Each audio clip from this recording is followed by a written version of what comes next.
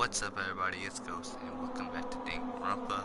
This is episode 10, and we're doing the class trial. So, we just know that Chihiro died, and that's about it, so let's get going. That's gonna be a lot of voice acting. Okay, so, is anyone here? What? Yo.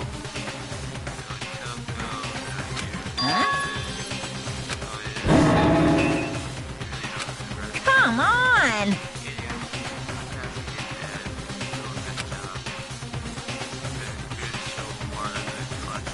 What are you gonna do?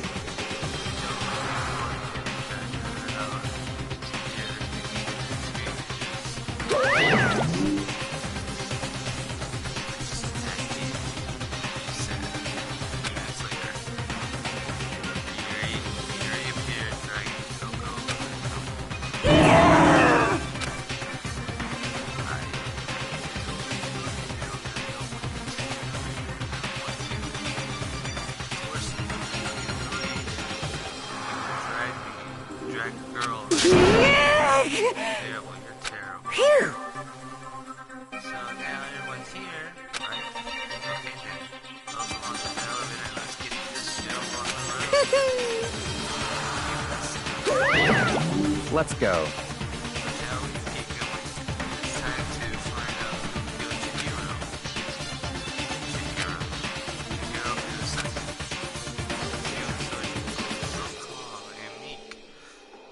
Nobody had any problems with her. Someone made a choice to kill a girl like that.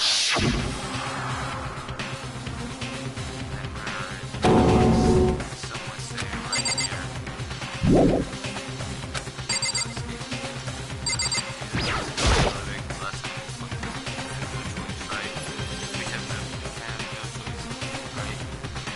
It's true.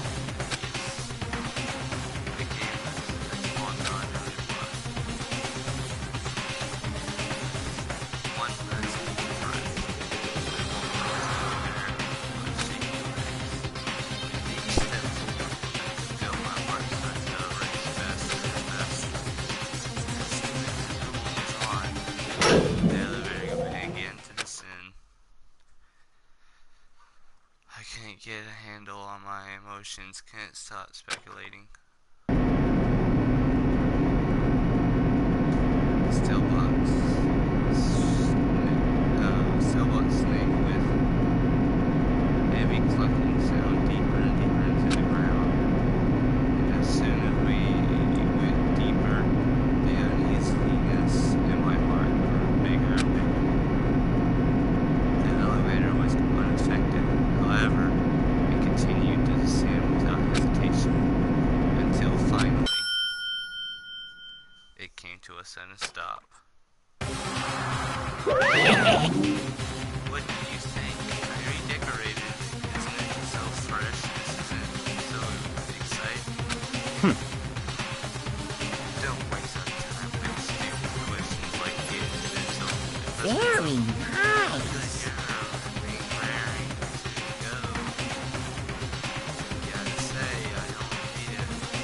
Well? Okay then. Thrills, chills, kills! And I'm so glad I don't have to read a lot in this one. And so the curtains open once again. A daily judgment, a daily deception, a daily betrayal, a daily real, a daily defense, and a daily fate, a daily class trial. Yes. Yep. There we go. Open your handbook. No, we don't need to open the handbook. Skills. Okay, so we still have melody voice. And that's all we have. Okay, well, let's just go.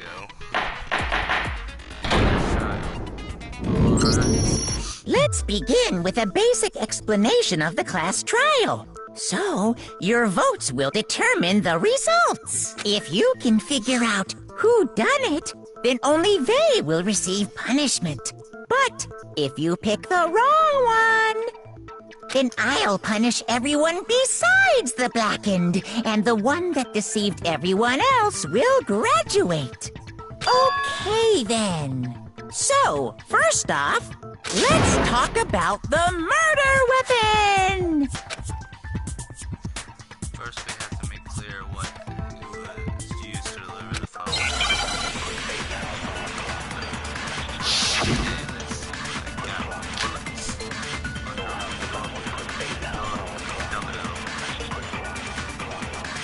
Chihiro's fatal injury. It appears it was a head wound. According to the Monokuma file, the killer used a blunt instrument. But what kind of blunt instrument could it have been? You think you have some pros and cons?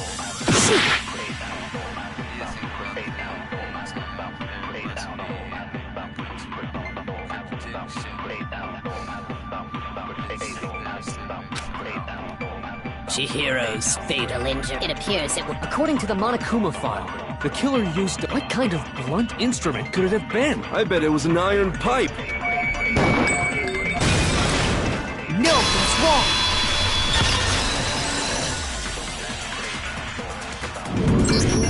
Can we agree that the object that dealt the fatal blow was the dumbbell, found at the scene of the crime? It was covered in blood, and there was nothing else at the scene that could have caused that kind of injury. And the wound on the victim's head is consistent with the shape of the dumbbell. As far as I'm concerned, there's no mistake and no room for doubt on this one. You looked at her head wound? Yes! That's so creepy! If you don't mind, I will proceed from here. Let's move on to discussion of the culprit. Although, I believe the criminal behind this heinous act is already quite clear. What? For real? Chihiro's killer is the fiendish serial killer, Genocide Jack.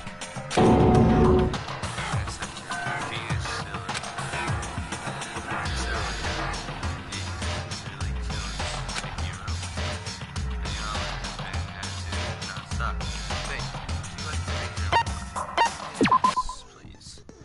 For this debate, lines of white noises will appear to distribute your reactions. The truth bullets will disappear if they hit these lines. So think of them as obstacles in your debate. But there is a way to keep this white noise from getting in your way. Press next to attach the silencer, which you can use to shoot the white noise. However, if you shoot the actual mark with the silencers, is the white noise, the highlight will decrease. So take careful aim when you have your silencer on. Oh, but if your actual difficult is on it, the gentle white noise won't appear at all. In which case you can forget about the silencer and just focus on the situation in front of you. Well then, good luck and have fun.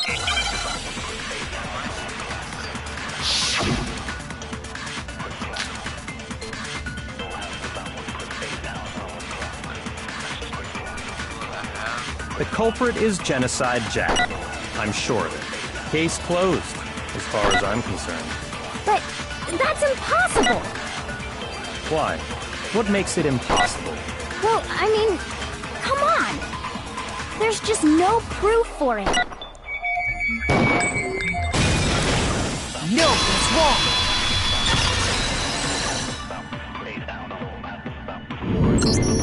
I might know one reason he could be involved. What? I found this file while I was looking around the archive in the library. I guess it's some kind of confidential file the police put together about the Genocide Jack case. What? That's kind of weird as shit, isn't it? What was something like that doing in the library? The why of it is probably more trouble than it's worth. So let's forget about that for now. More importantly, It outlines all the specifics of every Genocide Jack case in exceeding detail. According to the file, there appear to be two defining characteristics in every Genocide Jack case. The first is that a bloody message is found written at the scene of every murder. Oh, that's right. Boob lust. Bloodlust, not blue lust. No. It's actually bloodlust. But more important is the other characteristic, and it's something that has never been made public. Never made public? What the hell is it? Why don't you tell them, Mako? Other characteristic, every genocide case which the world has the largest death count. If you're not mistaken, it has to be with the position of the body. All the victims' position, the blood rested. I got it! Apparently, in every Genocide Jack case, the killer suspends the body in a certain way.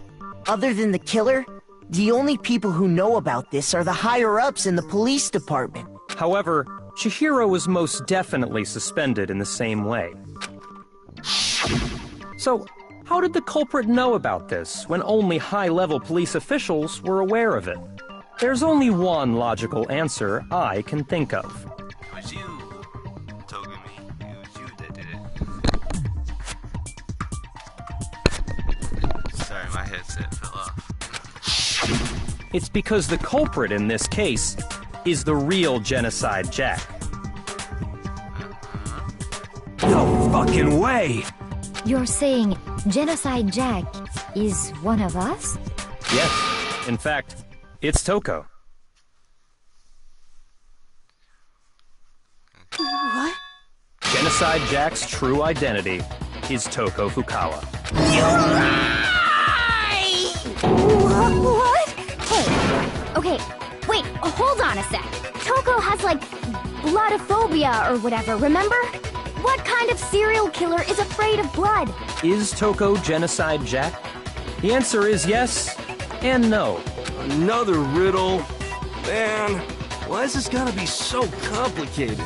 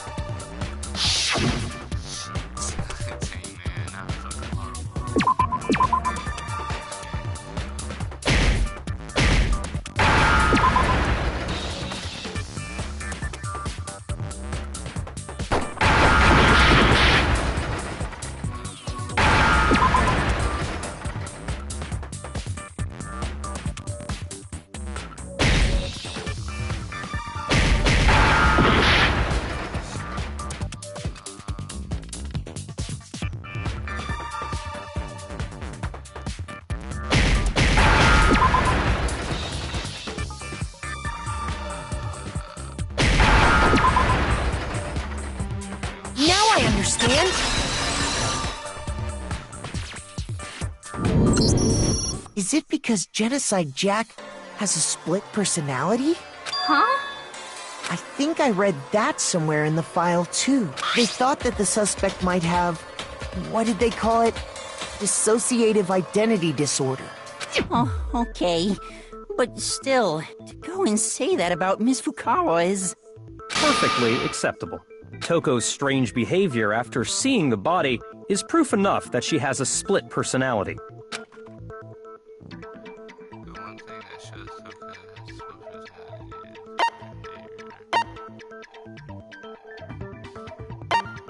is I got it! You're talking about how she started acting totally different than usual, right? That's right. Think back.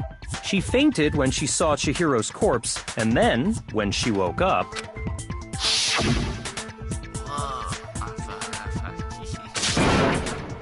is that a dead body? Hey, are you dead? Let's hit her head really hard. She was acting funny, that's for sure. That melancholy tone of hers completely disappeared.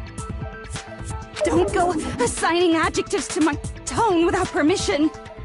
Not to mention, once she regained consciousness and saw Chihiro's body again, she was utterly calm. In other words, within her is one personality that can handle blood, and one that obviously can. So when Toko trapped herself in her room, it's because she was scared of Genocide Jack?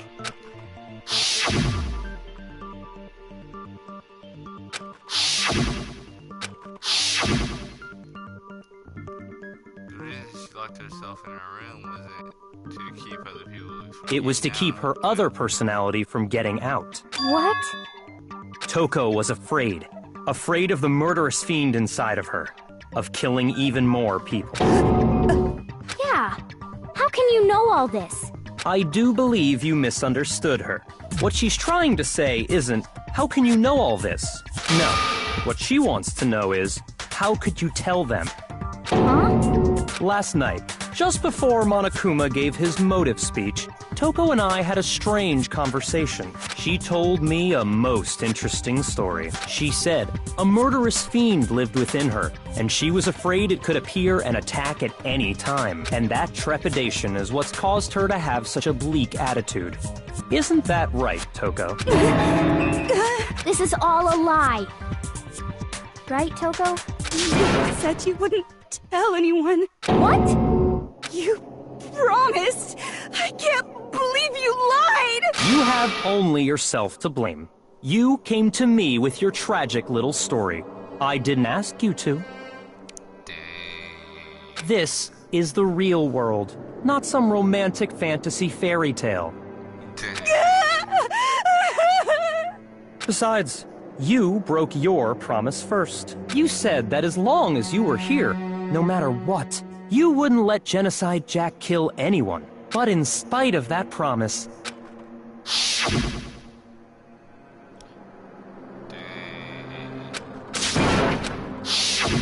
You said if I kept my promise, you would go out with me. That's the only reason I promised. how many times do I have to tell you? I never said that, but you weren't able to do it. You just couldn't resist that rush you got from killing, could you? I tried. I swear I tried to control it, But your efforts were useless. What a disappointment. I hate you. Well, the opening act is nearly finished. All that's left is to hear from the person in question directly. The person you don't mean. Toko body slowly lunged backwards, and a huge thud echoed across the courtroom. But in the next second, Well, hello there! Is it me you were hoping to see? What the heck? So you figured it out, huh? Well, whatever. What are you gonna do? I'm the ultimate murderous fiend, Genocide Jack! Or better yet, let's go with Genocide Jill! What the fuck is this? What happened to you? Not Toko! That's a loser name, and what happened is a textbook split personality! So what if one of them happens to be a serial killer? You should turn a blind eye to one's faults.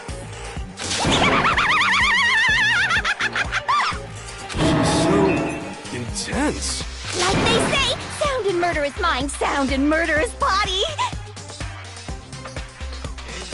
This one is so different from the one we've come to know. Yes, well, the world is composed of a front and a back, you know. Just like how every inning has a top and a bottom, or how in the depths of every truth lives a little lie. Behind every dark and gloomy soul lives another that shines as bright as the sun!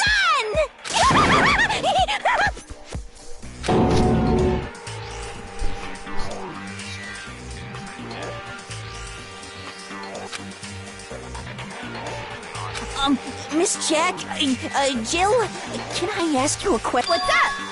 Some of us think you might be the mastermind behind our entire situation. What are your thoughts on that? Well, I'll tell you, I am the mastermind of all masterminds! Just kidding! Then it's not true? Of course it's not true! How dare you try to link me to that creepazoid? And another thing. The police and government and society in the outside world are totally powerless. I mean, they just let this idiotic, bloodthirsty maniac go buck wild all over town! Sure, I'm a bloodthirsty maniac, but life is pain, right? To live is to hurt other people. It's a necessary evil if you want to survive. The act of living itself causes pain for everyone. Just kidding again! This should be enough to convince you. This murderous fiend is responsible for Chihiro's death. There's clearly a motive, so there should be no doubt. A motive? Remember what Monokuma told us? If someone didn't murder and graduate within 24 hours, an embarrassing memory or secret would be revealed. Well, let's assume that Toko's secret was about Genocide Jack. If a secret like that came to light, Toko's life would have undoubtedly been forever ruined. So she had a very clear motive to never have that side of herself exposed. Interesting. Very, very, very interesting. But sorry, as much as I hate to admit it, I'm not the culprit. Huh? But I cannot imagine anyone other than you could murder someone in such a bizarre fashion. Maybe so, but nevertheless, it's the truth. Do you really expect any of us to believe you? Yeah. I could never believe a word you say, you monster. Maybe she's totally right about that, but something still's bothering me. What did she say that you could get someone to tell about? Okay, I don't remember how to switch bullets, guys, so... Sorry, but I didn't kill anyone. You say that, but do you really expect any of us to believe it? Perhaps if you had an alibi, that would change things. Oh, an alibi, huh? Now we're talking. When you compare your past murders to this incident, the modus operandi matches completely. No, that's wrong!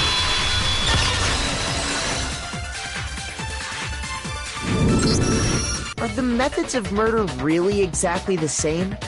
I'm not so sure about that. I think there's a slight difference between the Genocide Jack cases and this one. Huh? How's it any different? Uh-oh, you don't know? Well then, human garbage, let me tell you! I murder with passion and conviction. I consider myself a professional, and I have a very particular way of doing things. Imagine you go to a fancy Italian restaurant. They're very picky about the noodles, the sauce, everything. But what happened to Chihiro?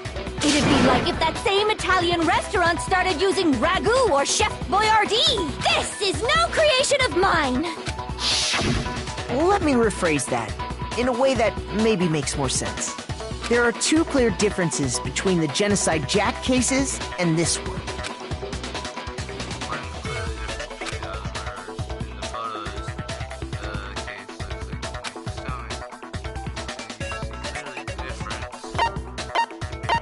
I got it!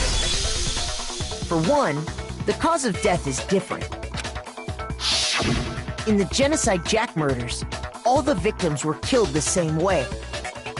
According to the case file, they were all apparently killed with a pair of scissors. But Chihiro died from a blow to the head, right? Ah, yes. That is remarkably different from the other murders. Wouldn't it be strange for someone who kills the same way without fail to suddenly change their method? And there's more. One more conflicting detail. That's right. In my recipe of murder, if the bloody message is the tortellini, then the arrangement of the body would be the pesto sauce. Could you please stop comparing killing people to cooking? So, are you saying the other difference has to do with how the body was arranged?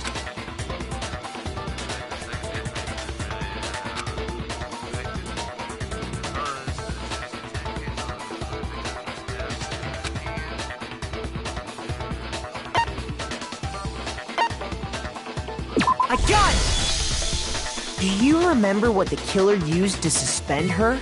They used some kind of rope to hang her up by her wrists. What is your point? Well, in all the previous Genocide Jack cases, something else was used to suspend them. Specifically, pairs of razor-sharp scissors. And guess what? I used my own specially designed scissors for the murders and the arrangement. Like I said, I'm a professional, so naturally I'm very picky about the tools I use. And you know what else? Big Mac said there's 2 differences, but he's wrong. Big Mac?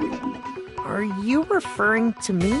Listen up, Big Mac. There's actually one more difference. Huh? My word, you really didn't notice? Take a look at who the victims were in each Genocide Jack case. There's a pattern there, just waiting to be discovered. A pattern? Figure that out, and it'll be plain as death why I couldn't have possibly killed that little lolly girl.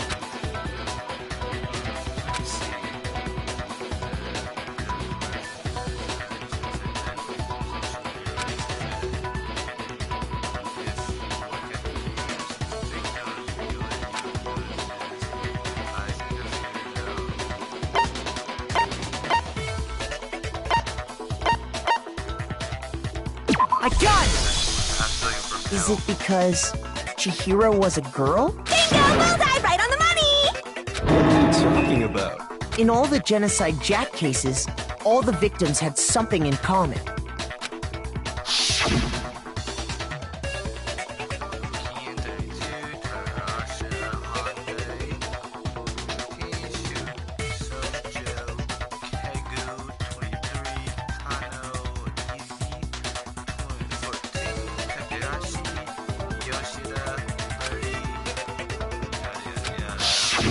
They were all guys? That's right! The people I kill with such passion and conviction are all adorable little men!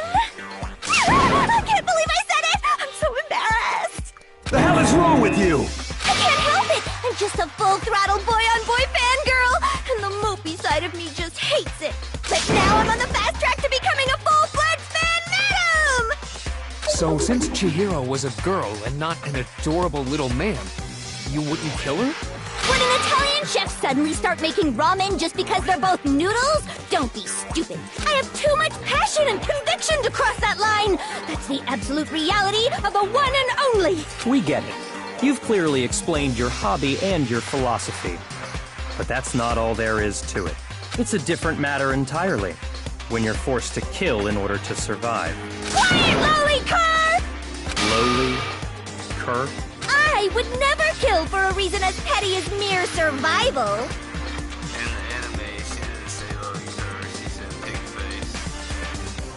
And if by some fluke I did kill to survive, why would I bother with the message and arrangement? It'd make me the obvious suspect! That does make some amount of sense. They don't call her Genocide Jack, they call her Genocide Show. Plus, whatever reason I have for killing, I would never leave out my prized scissors. Who would go out of their way to use a big, stupid, heavy dumbbell? Maybe you used the dumbbell because you couldn't find any scissors in the school? Any scissors? I don't just use any scissors. I only use my own set of high-class envy of the entire world scissors! Okay, whatever. There still aren't any in the school. Are you sure about that?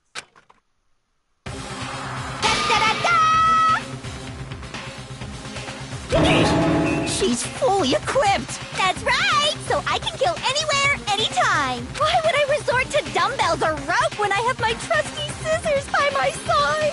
Go ahead, tell me I'm wrong! You can't, can you, gutter dogs, all of you! Not to mention, I have no clue how to tie a good knot. So rope's totally out of the question anyway! I have no idea what's going on anymore!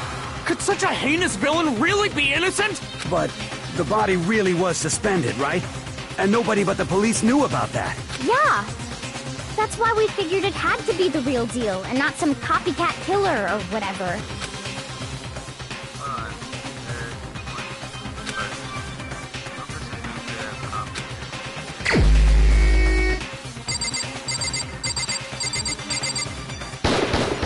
Here's my answer. Byakuya, it's possible you could have found out, isn't it? You'd have no problem gaining access to classified government documents. Or plus, you already looked through the...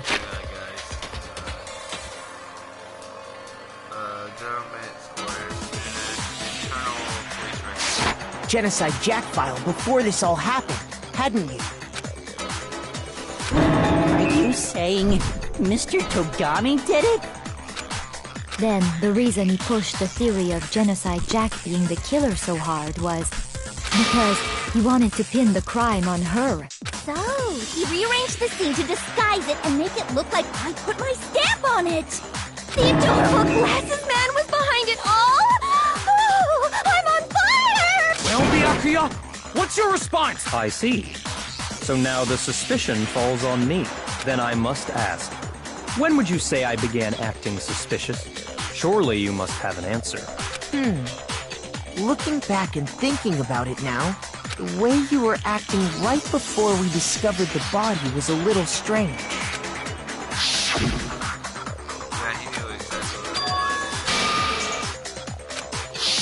You wanted to go to the girls' locker room right away, right? But since you're a guy... I should have naturally thought of the boys' locker room first. Is that what you want to say? The victim was Chihiro, a girl. Hence why I said we should check the girls' locker room. Nothing strange about that, I'd say. On the contrary, there's something very strange. Okay then, what's so strange about it? Go ahead, share with the rest of the class.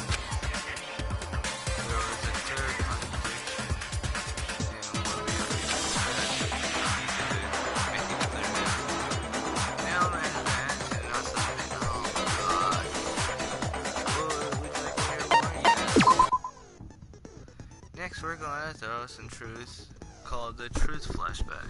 Oh no. If you aim at the weak spot and hold down the triangle button, then you'll memorize the weak spot. Oh fuck.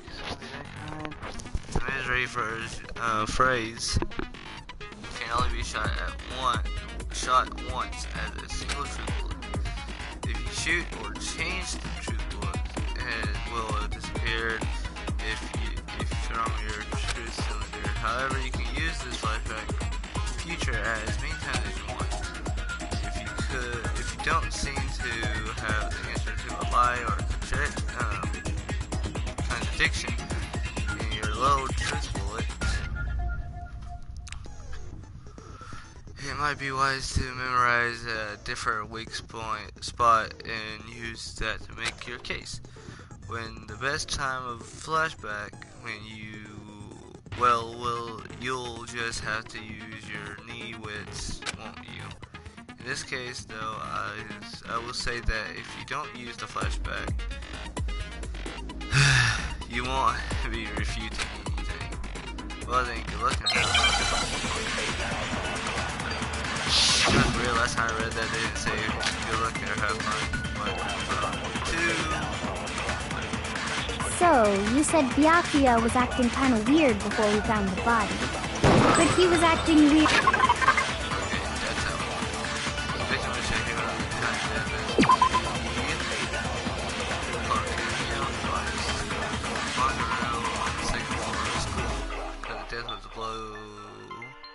The head weird. How? If you're presented with the opportunity to check out the girls' locker room, you absolutely take it. That's a natural reaction for any guy. The victim was Chihiro, who was a girl. So of course I would suggest we check the girls' locker room first. There was no time for pointless distractions. What's so strange about that? I wish you'd taken me with you. Okay, so I figured out what it was. So, you said Byakuya, but he was acting weird. How? If you're presented with the opportunity to check out the... That's a natural reaction. The victim was Chihiro, who was... So of course I would suggest we check the girls' locker room. There was no time. What's so strange? I wish you'd taken me with you. Oh, okay, I remember that. So, you said Byakuya was acting kind of weird before we found the body. Shoot! So, you said Byakuya was acting kind of weird before we found the body. But he was acting weird. How? If you're presented with the opportunity to check out, That's a natural reaction. The victim was Chihiro. So, of course, I would suggest we check the girls. there was no time. What's so strange? Wait, y'all saw that too, right? So, you said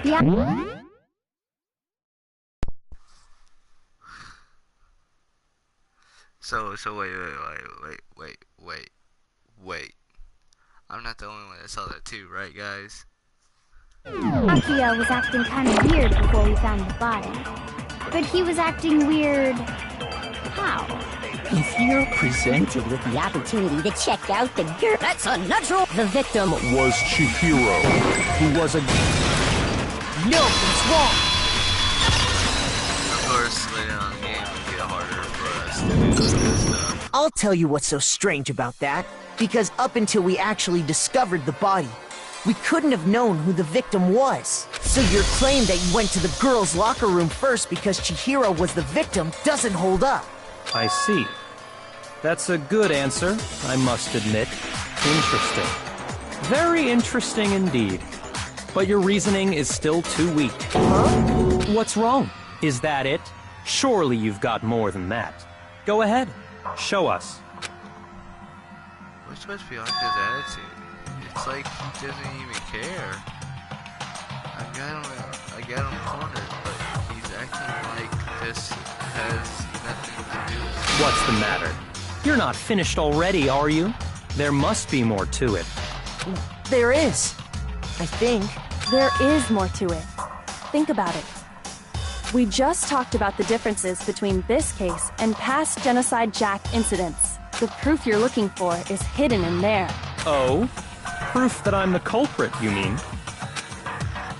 Oh, he's the only one that knows about the case.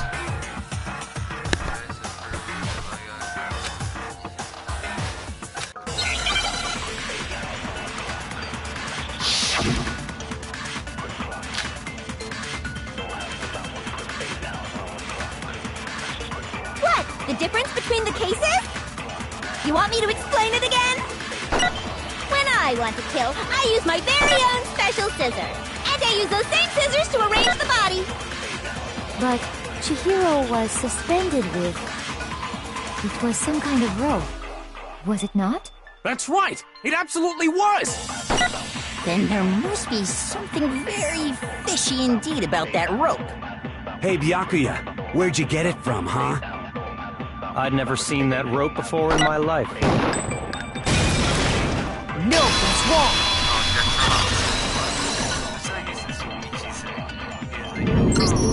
Actually, I'm pretty sure you have seen it before. Because, you see, that rope, or should I say, that extension cord? What? An extension cord? Byakuya, you've used the extension cord in the library more than once, haven't you? And the same extension cord that was in the library all this time went missing after the murder. And there's no way someone who uses that extension cord as much as you do wouldn't discover that fact. And Byakuya must be the one who took the extension cord. I can't imagine any other possibility. That's really what you think? Then your conclusion is something like this? I killed Chihiro in the girls' locker room, then hung her up and wrote that bloody message. I intentionally made it look like Genocide Jack was behind it. Is that about right? He's still doing it. He totally calm, totally unconcerned, as if not even... Wait. What's wrong? I asked you if you think that's what happened. Hell yes, that's what happened. So that's it, right? Byakuya's the killer. I don't disagree with not disagreeing. He kept calling this a game, right? So he'd be totally willing to do something like this to win. Sorry, but could we hold on just a second? I think we need to talk about this a little more. Do we really need to? We've already decided who did it. I know, but still, there's something that's still bothering me. Is that right? And what, pray tell, is still bothering you? I killed her in the girls' locker room, then disguised my crime. Specifically, I dressed it up to make it look like it was the work of a homicidal psychopath. What about all that bothers you? Wait, what was that just now? Something just not right. Chihiro's body was definitely found in the girls' locker room, but that doesn't mean... Can I really just accept what Yaku just said as the truth? No, I don't think so. There's definitely something... I got it! You say you killed Chihiro in the girls' locker room, right? But are you sure about that? Isn't it possible that the murder took place somewhere else? How disappointing. What kind of question is that? Even in the world of disappointments, this is a true letdown. She was found dead in the girls' locker room. There is absolutely no question about that. How could the scene of the crime have been anywhere else? Well, I think it's entirely possible that she was killed somewhere else, then carried there later, along with the rest of the murder scene. The rest of the murder scene? That was awfully specific. Please tell me you have a reason for saying all of that. I believe I do. The posters. Maybe I could just take you off guard? When the story suddenly moved to a crime scene, Byakuya, you've been so defiant up to now. Maybe I could never realize that actual crime scene could have been... Hey! Don't just move on without permission! What do you mean she was killed somewhere else? Come on, Makoto. If there's any chance the murder took place somewhere else, let's see the proof. Evidence that shows the murder took place somewhere else. There was that switching pattern between the boys' and the girls. I got it! The proof that she was killed somewhere else is the poster that's hanging in each locker room. Your proof is some posters? The poster in the girls' locker room was a picture of a big-boobed supermodel. But don't you think that's kind of strange? Why would the girls' locker room have a poster like that? I bet those massive jugs of hers were totally fake! Meanwhile, the boys' locker room had a poster of the super popular boy band Tornado. Again, that doesn't really seem to belong in a boys' locker room. So you're saying that maybe the posters were switched? And there's one other thing I noticed about the locker rooms. You know what I'm talking about, right, Sakura? You're referring to my protein coffee, aren't you? Protein coffee? While I was in the girls' locker room earlier, I spilled some protein coffee on the carpet. But I noticed that after the murder, the stain had been totally scrubbed away. No, it's not that this stain was scrubbed away. It was moved. I got it! The stain on the girls' locker room carpet wasn't scrubbed away. In fact, I found it on the boys' locker room carpet. That's definitely the stain from my protein coffee. Then, does that mean that the carpets were switched too? But why would anyone do that? To move the murder scene from one locker room to the other. It's certainly plausible, don't you think? What? In other words, in order to completely swap the scene of the crime, the blood-stained poster and carpet were moved along with the dead body. By doing this, the killer was able to change the entire room where the murder took place. I can certainly follow your reasoning, but why would the culprit bother doing that? Huh? Why would they go through all that trouble of switching the scene of the crime? Actually, an even bigger question. If the murder did take place in the boys' locker room, then how did Chihiro get in the boys' locker room in the first place? To get into the locker rooms, you have to swipe your e-handbook across the card reader device. But Chihiro's handbook should have only allowed her access to the girls' locker room. She had no way to get into the boys' locker room to begin with. No, she did have a way, and I can tell you what it was. I highly doubt that. Shut up! I'm telling you, I know how she could have done it.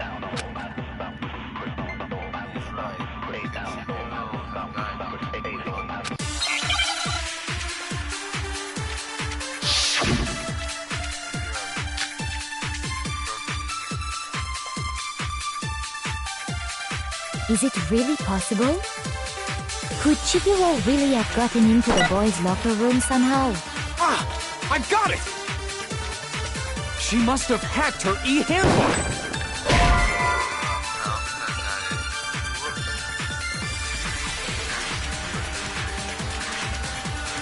Shoot! Is it really possible? Could Chihiro really have gotten into the boys' locker room somehow? How do you switch?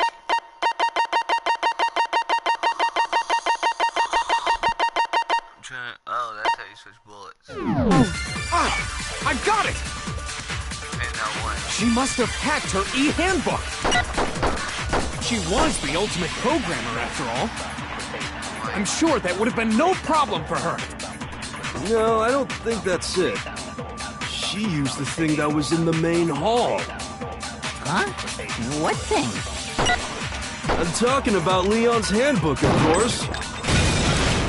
No, it's wrong!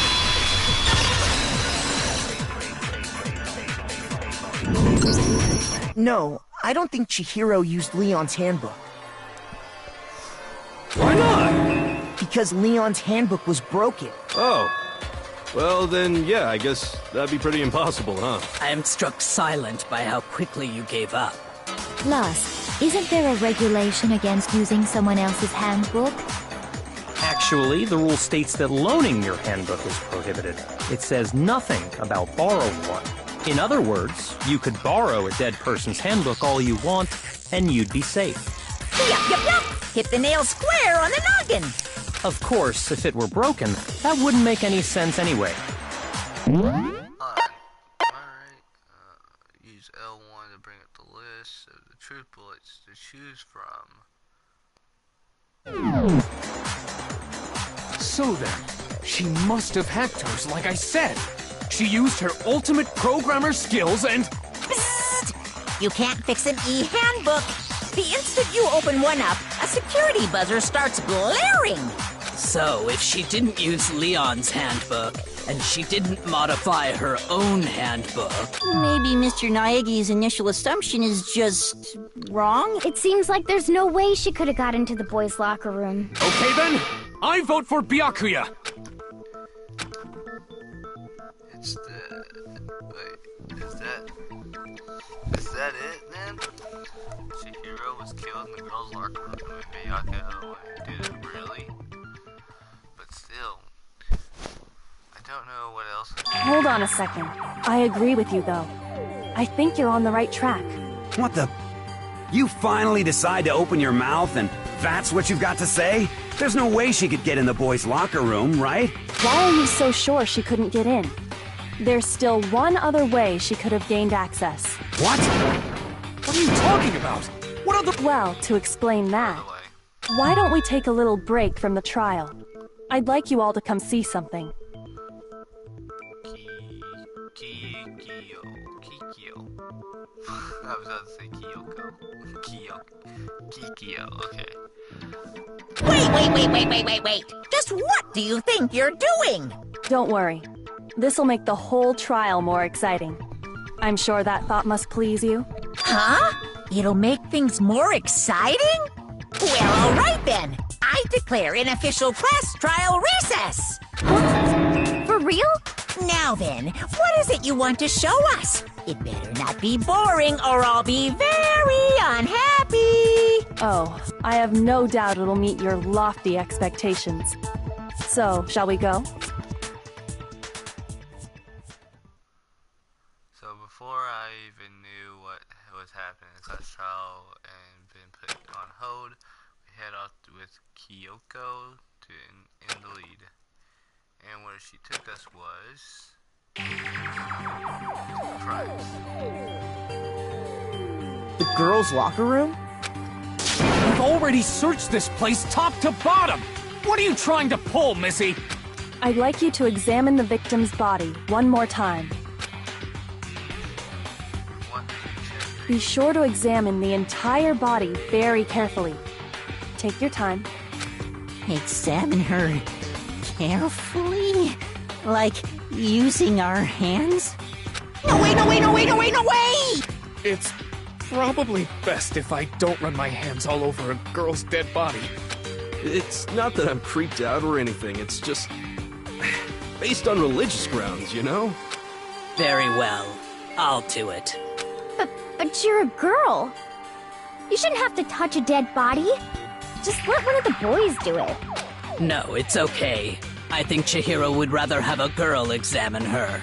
So just leave this to me. Sakura. What is this? Some kind of secret girl-on-girl action? Is that what you two are about? That's not it at all. Stop screwing around. Okay, here I go. I'm sorry, Chihiro. Please excuse the intrusion.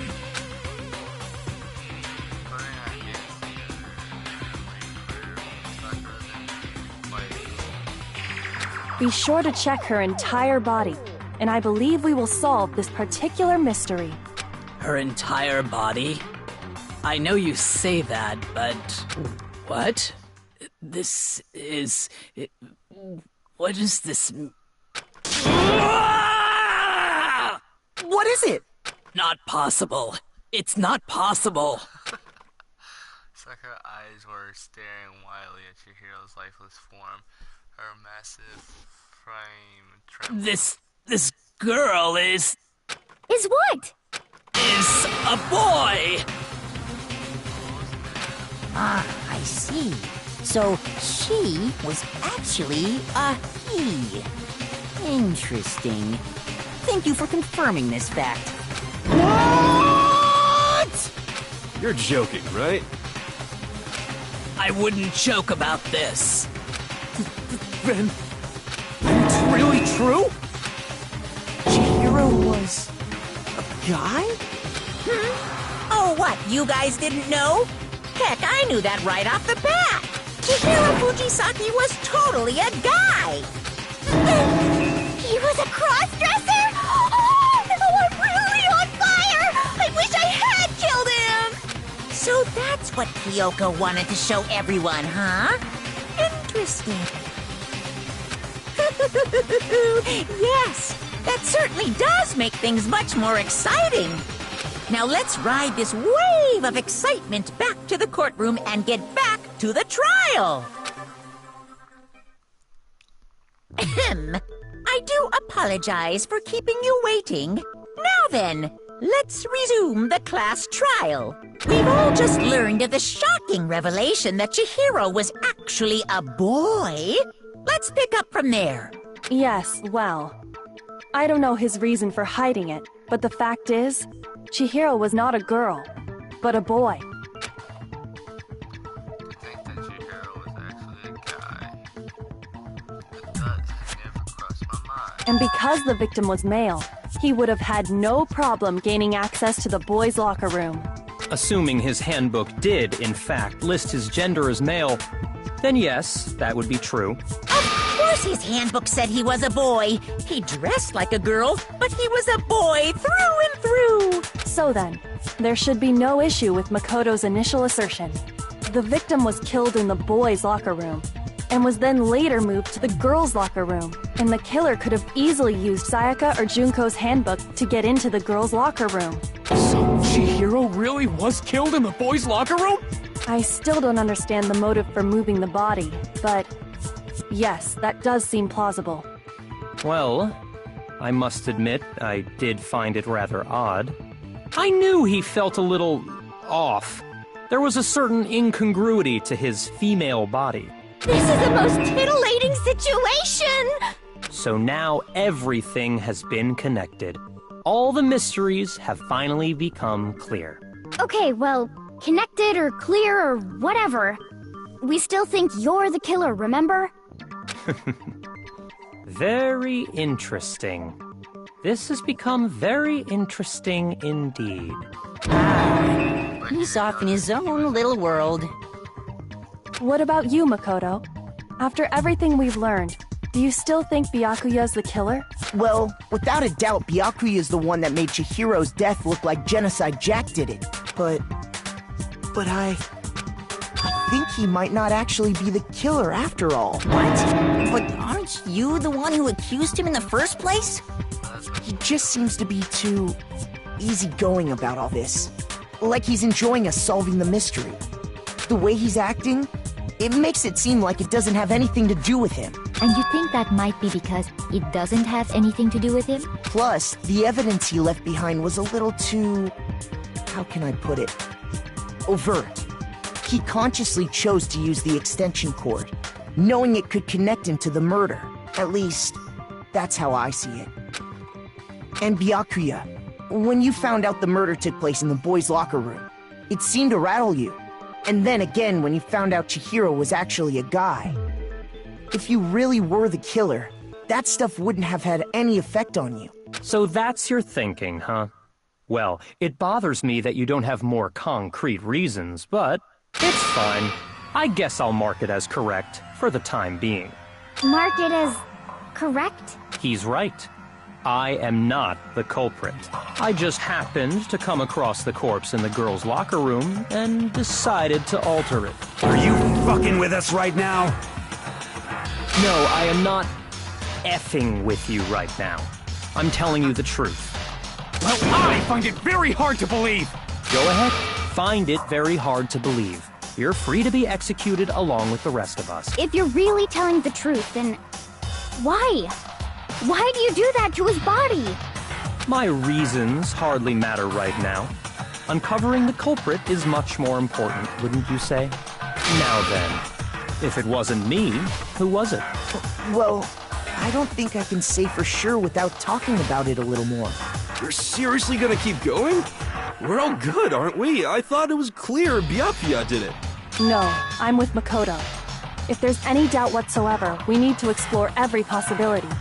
Because if we're wrong, we all die here. That's true. Very well then. I'm with you too. Damn straight. Count me in. Do you not have a mind of your own? Of course I do. What am I, an ant or something? Anyway, let's discuss this all as a group one more time. We still have time to make our decision. That's very true. Our lives are all on the line. Excellent. Then shall we resume our game of hide and seek?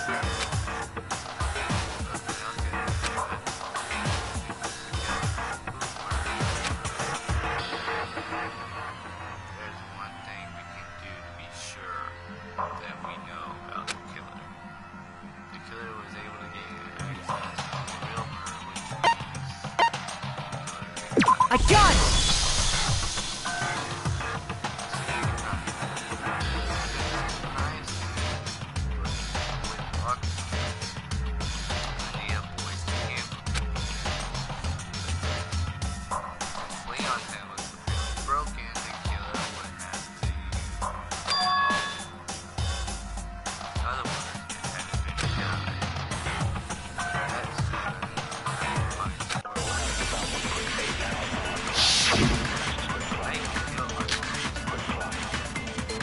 Isn't there a single clue that might lead us to who did it? Clues are one thing, but did nobody get a look at the killer? I'm sure if someone saw the killer, they would have said something by now. Perhaps someone saw the victim at some point. Even that might be enough for now. Yeah. All we need right now is any kind of new info. It's over. It's all over. You want to know who saw the victim? The killer! And only the killer! No, he's wrong!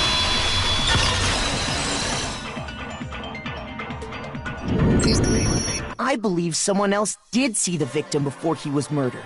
What do you think, Celeste? Now that you mention it, yes, I did see him. Really? Oh, but I suppose only Makoto knows about this. The rest of you had no idea, did you? That is why you're all making such ugly noises. Whatever! Just hurry up and tell us! It was last night, right before nighttime. I saw Chihiro in the dormitory warehouse. I saw him stuffing a track jacket into a duffel bag, and then, I assume, he headed off to exercise. A track jacket and a duffel bag? But we didn't find anything like that at the murder scene. It seems likely that the culprit destroyed them to get rid of any evidence. And that is when he said something that struck me as rather odd.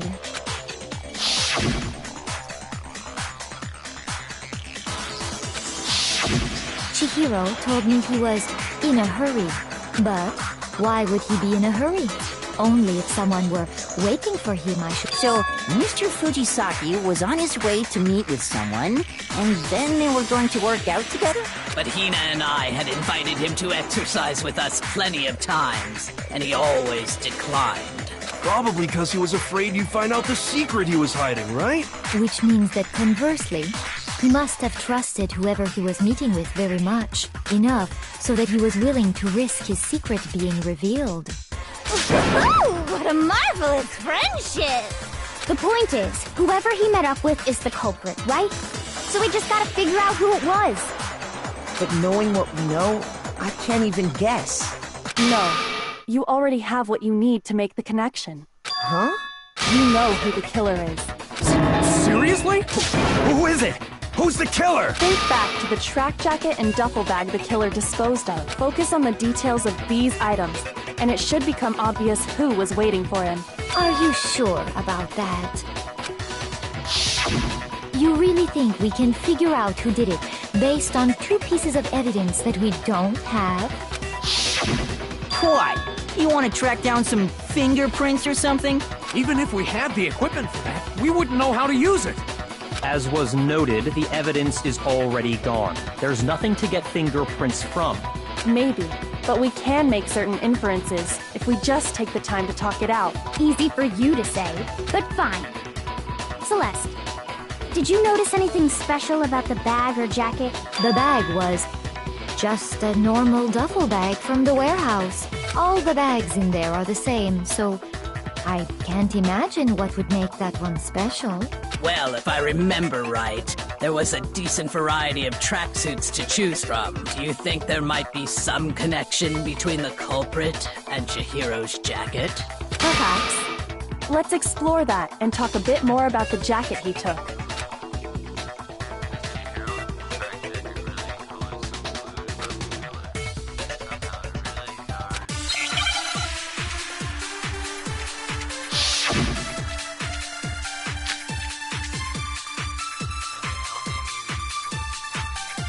First of all, we know where Chihiro was headed. He was on his way to go exercise. So next we have to ask, why did he choose the specific tracksuit that he did? What do you mean, the specific tracksuit? I got it! He picked that tracksuit because it matched the one the culprit was wearing. So, what you're saying is, the killer was wearing the same blue tracksuit as him? My tracksuit is black.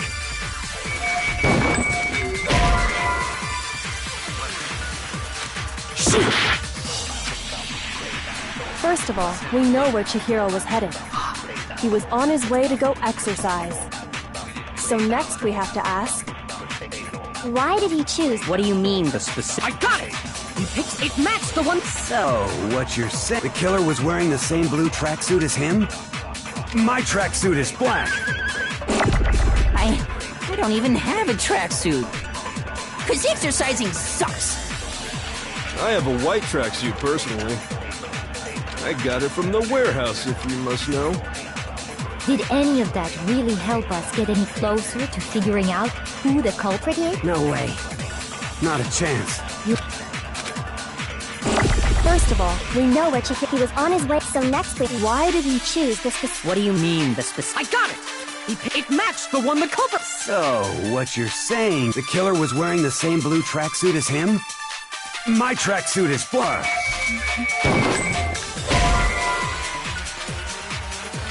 Shoot! First of all, Blinky was on his way, so next week, why did he choose? What do you mean this? I got it! It matched the one. So, the killer was wearing the. My tracksuit is black. I don't even have. 'Cause exercising. I have a white track. I got it from the. Did any of that really help us? No way. Not a chance. First of all, Blinky was on his way, so next week, why did he choose? What do you mean this? I got it! It matched the one. So, the killer was wearing the Same blue tracksuit as him? Shoot! First of all, we know where Chihiro. He was on his way to go exercise. So next we have to ask, Why did he choose this? What do you mean this? I got it! It matched the one. So, The killer was wearing the same blue track. My tracksuit is black. I don't. 'Cause exercising. I have a white track. I got it from the. Did any of that really help us? no way. Not a chance. First of all, Blinky was on his way, so next week, why did he choose? What do you mean this? I got it! It matched the one the culprit was wearing. So, what you're saying is, the killer was wearing the same blue tracksuit as him? My tracksuit is black. I don't. 'Cause exercising. I have a white track. I got it from the. Did any of that really help us? No way. Not a chance. you heard him, right?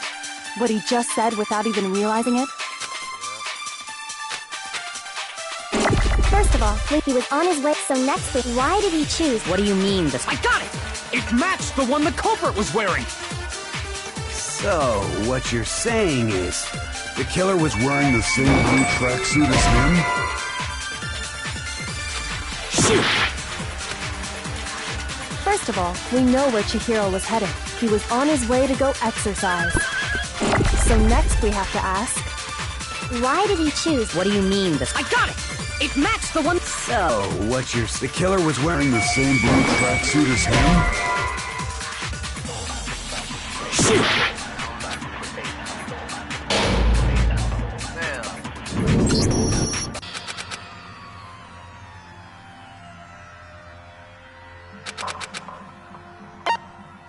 I refuse to give up yet! I gotta think, guys. Is it my track or my black track?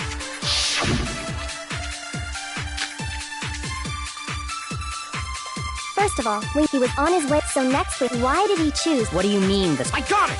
It matched the one. So, what you're saying is, the killer was wearing the same blue tracksuit as him?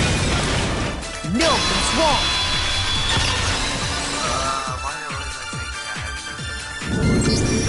Hold on a second, Mondo. What did you just say? Huh? What'd I say? When Celeste testified a few minutes ago, she said...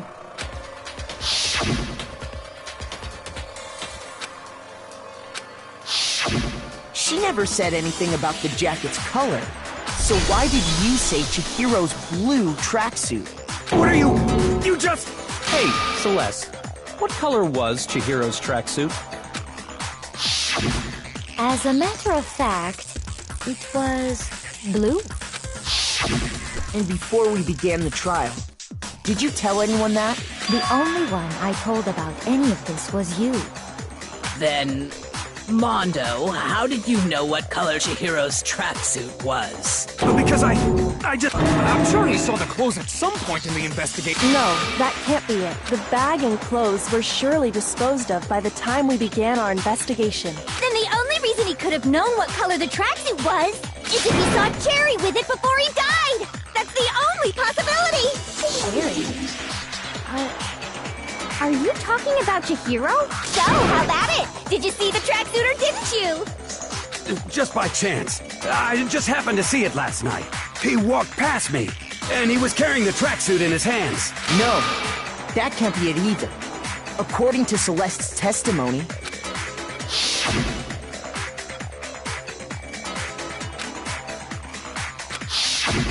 when Celeste noticed it, Chihiro made a point of making sure the jacket was completely in the bag. If you just ran into him briefly, you couldn't possibly have seen what color the tracksuit was. Yeah. It would appear you've dug your own grave. Perhaps. But you handed him the shovel, didn't you? That's why you said what you did. Focus on the tracksuit and it'll be obvious who he met with? What a bunch of nonsense. Ah, Now I understand.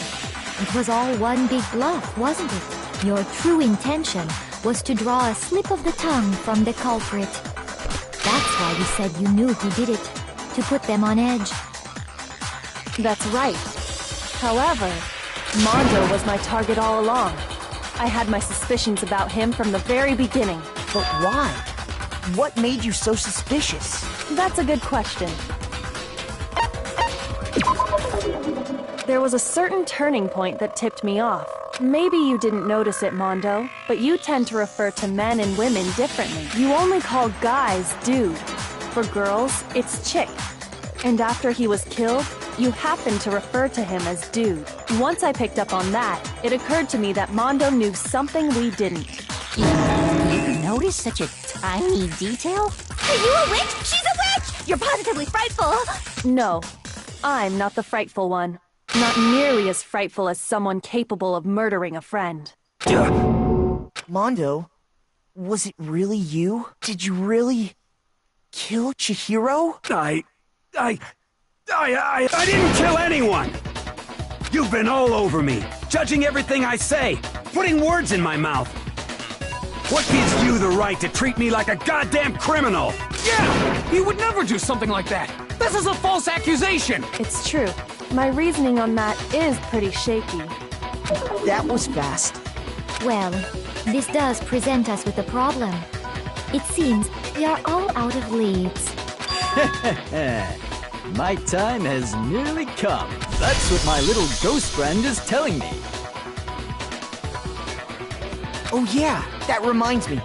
Hifumi, weren't you telling me you'd found some evidence? Really? What kind of evidence? Actually, now that I'm thinking about it here calmly, it might not be all that relevant. Jeez, does your confidence just get up and walk away? It's... If you really insist, then, here it is. What do you have there? It happens to be an e-handbook. I found it laying on the ground, so I scooped it up.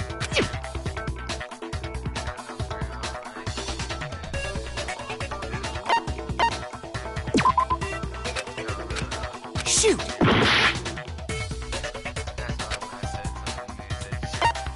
I got it! We know Chihiro's handbook was missing from the scene of the crime, right? For a fact. For a fact indeed. I was totally sure I'd found it. Then it must hold some clue about the culprit, right? Well, that's what I was hoping. But it's busted. It won't even turn on. I imagine the culprit broke it to get rid of any evidence after the murder. That's odd. I didn't think the handbooks were quite so fragile. You're right. They're not. They're totally waterproof and shock-resistant. It would take an awful lot to break one. And yet, this one does appear to be broken, as is Leon's, sitting useless in the main hall. For all your confidence, that is a remarkably high failure rate. Do you think there might be some kind of mystery in there somewhere? How, precisely, did the handbooks get broken?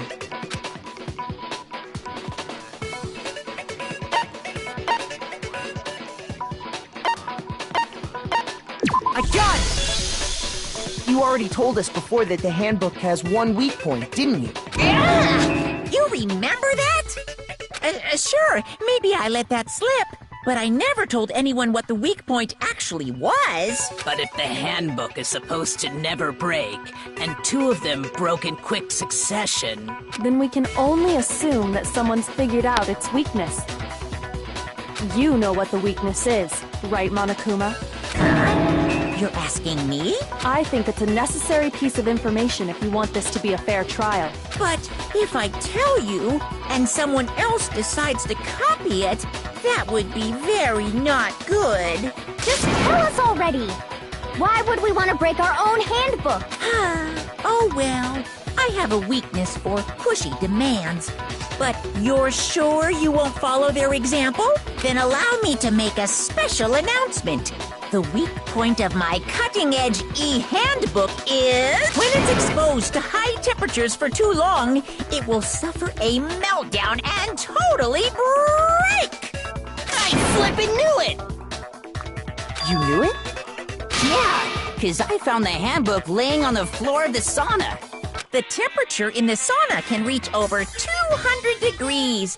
Strange how you don't get burnt, huh? It's because as your sweat evaporates, it creates a cooling layer of air around your skin. If the hot air of the sauna were somehow pushed directly onto your skin, you'd definitely get fried. That layer of air would get blown away. That's why you may feel a burning when you move around. So when you're in a sauna, make sure to keep nice and still. Interesting. I learned one new fact today. That is a mere trifling speck of knowledge. Anyway, if you found the victim's handbook in the sauna, then the killer must have been purposely trying to raise its temperature in order to break it. Meaning the culprit somehow knew its weakness. But how'd they find out? Monokuma said he didn't tell anyone, right? Indeed. Quite the mystery. What if they found out by accident? What do you mean by accident? What if the killer took their own handbook into the sauna, not knowing its weakness, and it broke? They'd realize it was broken, of course, and it wouldn't be hard to figure out why. And once they had Chihiro's handbook, they knew they had an easy way to dispose of it. I won't say it's not possible, but who would have done something like that? I don't know of anyone who took their handbook into the sauna. I might know someone who did. Whoa! Seriously? I think the one who may have taken their handbook into the sauna was...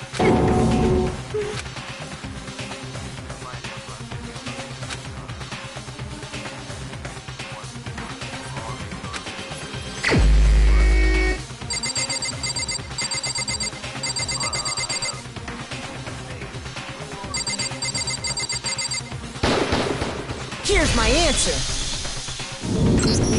Mondo, your handbook got broken in the sauna, didn't it? What? Why? Why do you keep accusing him? Mondo and Taka had an endurance contest in the sauna not too long ago, remember? And for the contest, Mondo just so happened to keep his school uniform on. But little did he realize, he'd also left his handbook in one of his uniform pockets. And when it was all over, Mondo discovered that taking your handbook into the sauna could easily destroy it. No, wait, hold on. You've got it all wrong. He would never kill. I don't accept this. Show me the proof. The actual solid proof.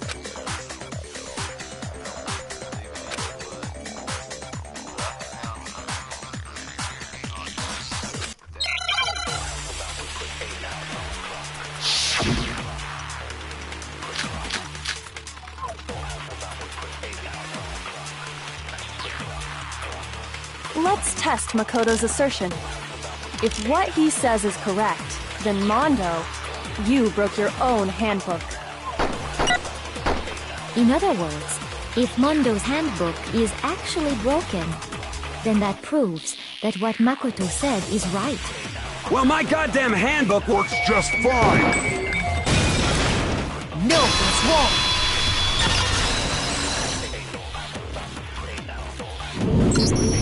Mondo, the handbook you have right now, is it really yours? The fuck is that supposed to mean? The broken handbook that was in the main hall. Isn't that one actually yours? What the heck are you talking about? What I mean is, I think Mondo swapped his handbook out for one that actually works. I think he took Leon's handbook and replaced it with his own. After all, Monokuma said himself that Leon's handbook never should have broken. That's right! The punishment it suffered wasn't nearly enough to destroy it. So then, the broken handbook in the main hall is actually Mondo's, which would mean that the handbook Mondo has right now is actually Leon's. Yeah? But doesn't that violate the school regulation that says loaning out your handbook is prohibited? Well, Here's how I look at it. There is a rule about loaning your handbook to another student, but if they're dead, they're not a student. It's kind of a gray area, I admit. But no worries. If anything, it just makes things more interesting. As such, I decree that exchanging handbooks with a corpse is not a violation of the rules. Well, Mondo, if I'm wrong about this, you're welcome to say so. I'm happy to admit I made a mistake, but... Son of a bitch! What's wrong, bro? Come on! Tell him he's wrong! You are wrong! You have to be wrong! Everything you just said is wrong! You made it all up! Okay, then why don't we look back on this case one more time, from the beginning? That way, everything will become clear, and we'll all see if I was right or wrong.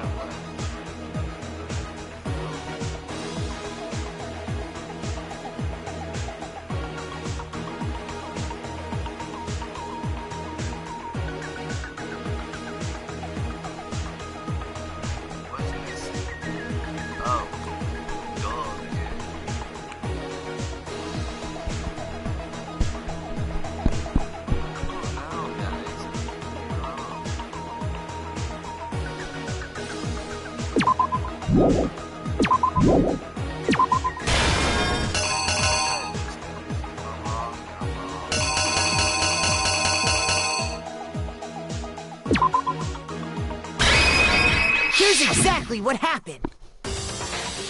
First, let's take a look back to before the incident. Last night, Celeste saw Chihiro in the warehouse, correct? At the time, she was apparently stuffing something into a duffel bag. That something was a blue tracksuit.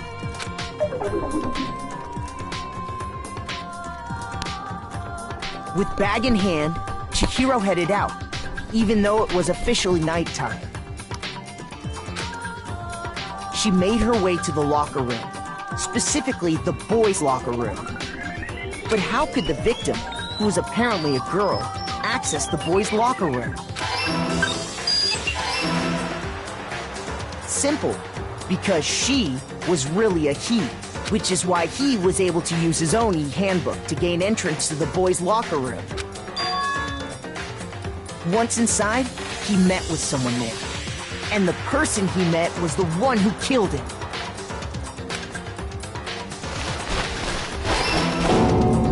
It seems likely that the killer grabbed the nearby dumbbell, approached the unsuspecting Chihiro, and attacked him. And that's where the bloodstains on the poster and carpeting in the boys' locker room came from.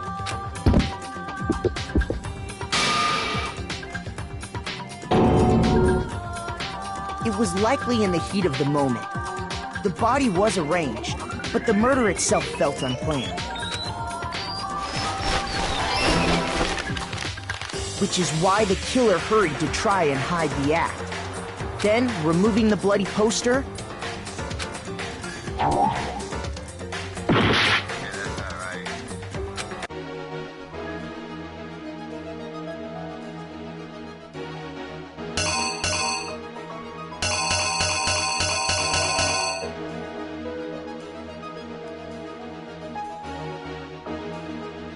I don't know, guys. Like I said.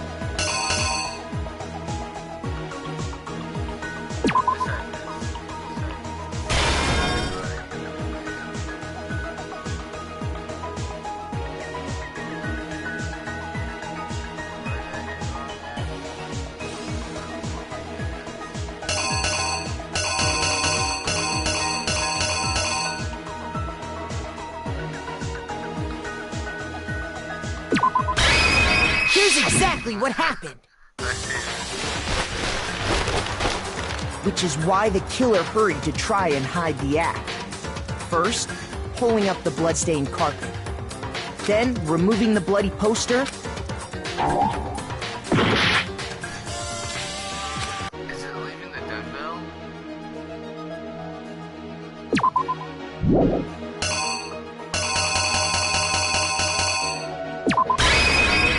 The killer is you!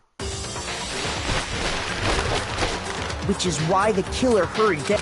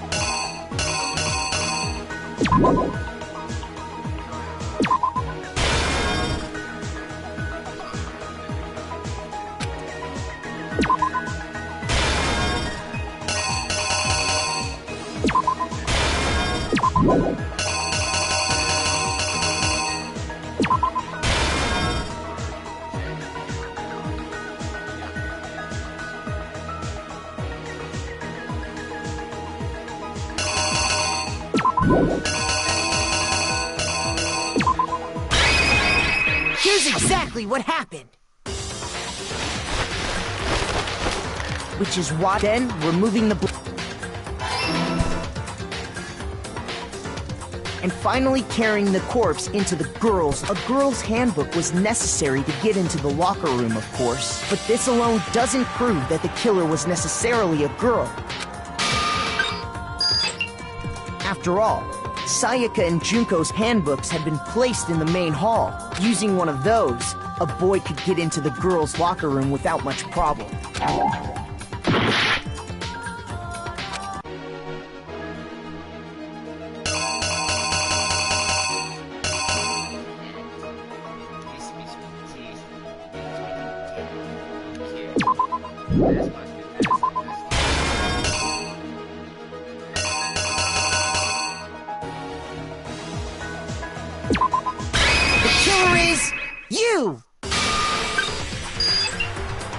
After all, using one of the...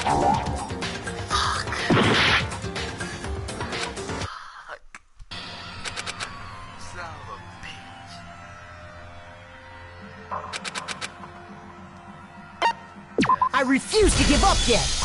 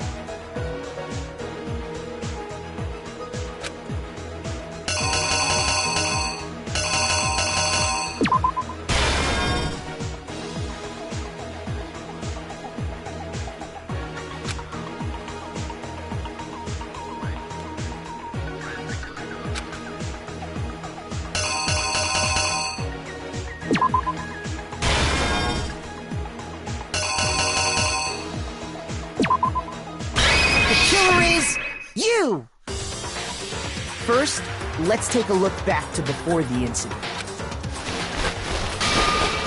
Last night, Celeste saw Chihiro in the warehouse, correct? At the time, she was apparently stuffing something into a duffel bag. That's something...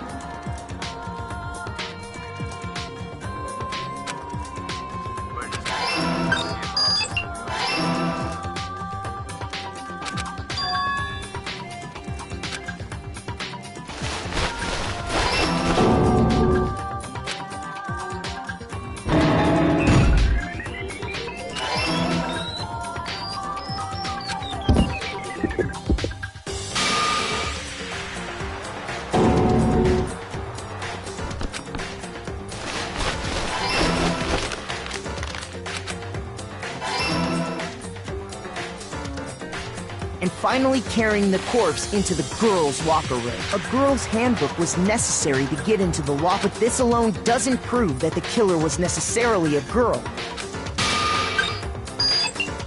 After all, Sayaka using one of those,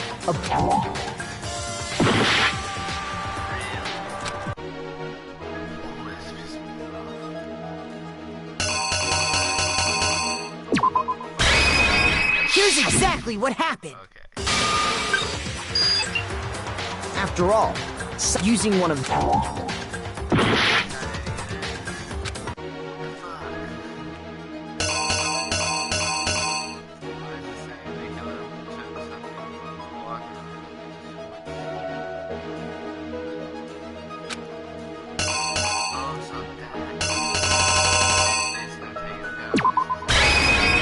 killer is you! After all, using one of those. And that's exactly how the killer did. With the carpet and the poster they brought with them, they got to work. They changed the layout of the boys' and girls' locker room in what you might call a crime scene switch. That could have been the end of things, but no. Byakuya discovered the body and decided to intervene in the situation. So, after stumbling on the crime scene, he went and grabbed the extension cord from the library, and then he got to work. He used the cord to string up Chihiro's lifeless body.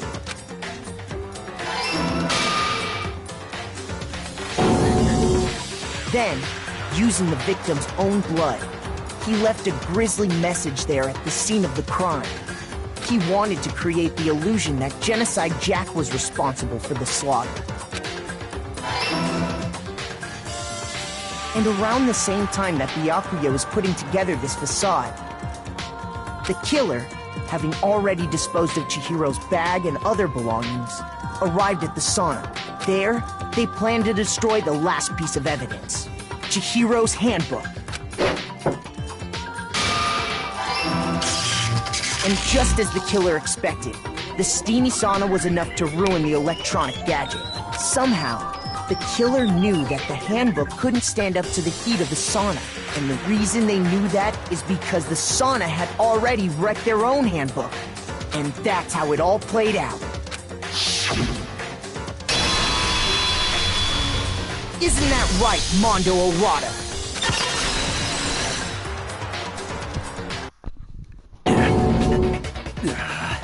Wait! No, this can't be right. Where's your evidence? Yeah, where's your evidence? You need evidence! You need proof! Without any proof, you can't pin any of this on him!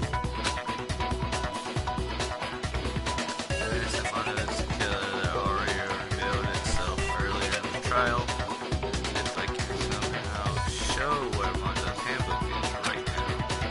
Once I do that, everything will be clear. And that has been everything to bullet battles. Well, to bullet time battles. Would you like to hear more? Let's talk a little bit about fever time and Naegi time. During bullet, if you press R1 button, the fever time is activated to tempo will focus to its max. At this point, even if you push the button at a random, that you won't miss. So if you push X square, then that's what that's supposed to mean. However, if you destroy the opponent's verbal assault, less until your focus gauge runs out to make the best possibility of your time. Of course, it would be fair if you only got access to a special time, right? So we have prepared something called Naegi time. I think I'm saying that right. That your opponent can use. The opponent activate Naegi time during battle time. Tempo marker will disappear, making it quite a bit tougher to hit the button and read them. If you were activated fever time at this point, no, never mind. What? I'm sure nothing would happen. I don't know what I was worried about. Unsurprisingly, if your action difficulty is set to gentle, the opponent won't use Naegi time. have fun. I'm not ungentle though. I can prove it right here, right now. Hold on, guys. Show me some evidence. You're wrong. I won't listen. I refute you. False. Show me some evidence. I won't listen. False. I refuse to vote. Show me some evidence. You're wrong. I won't listen. I refute you. False. Show me some evidence. I won't listen. False. You're corrupt. I refuse to vote.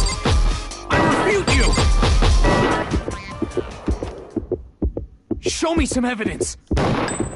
This should prove it.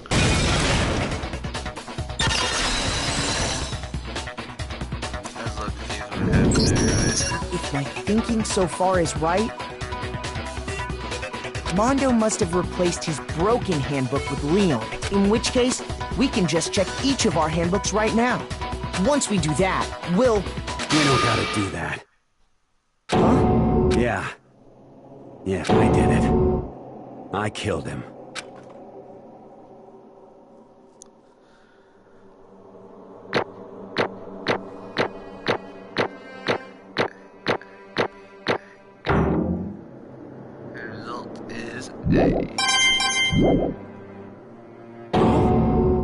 Bro, what are you saying? I got no choice, man. After hearing all that, I gotta just... give up. Go ahead, Monokuma.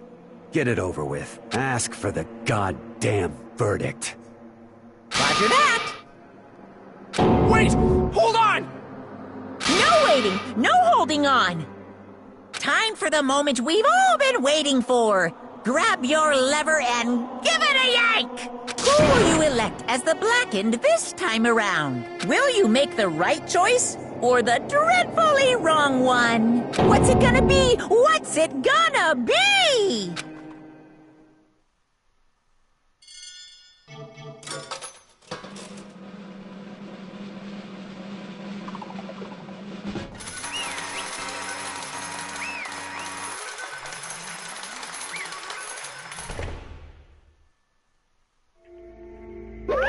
What?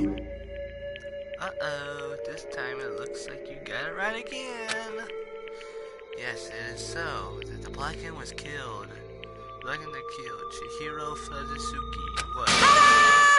Mono Owada.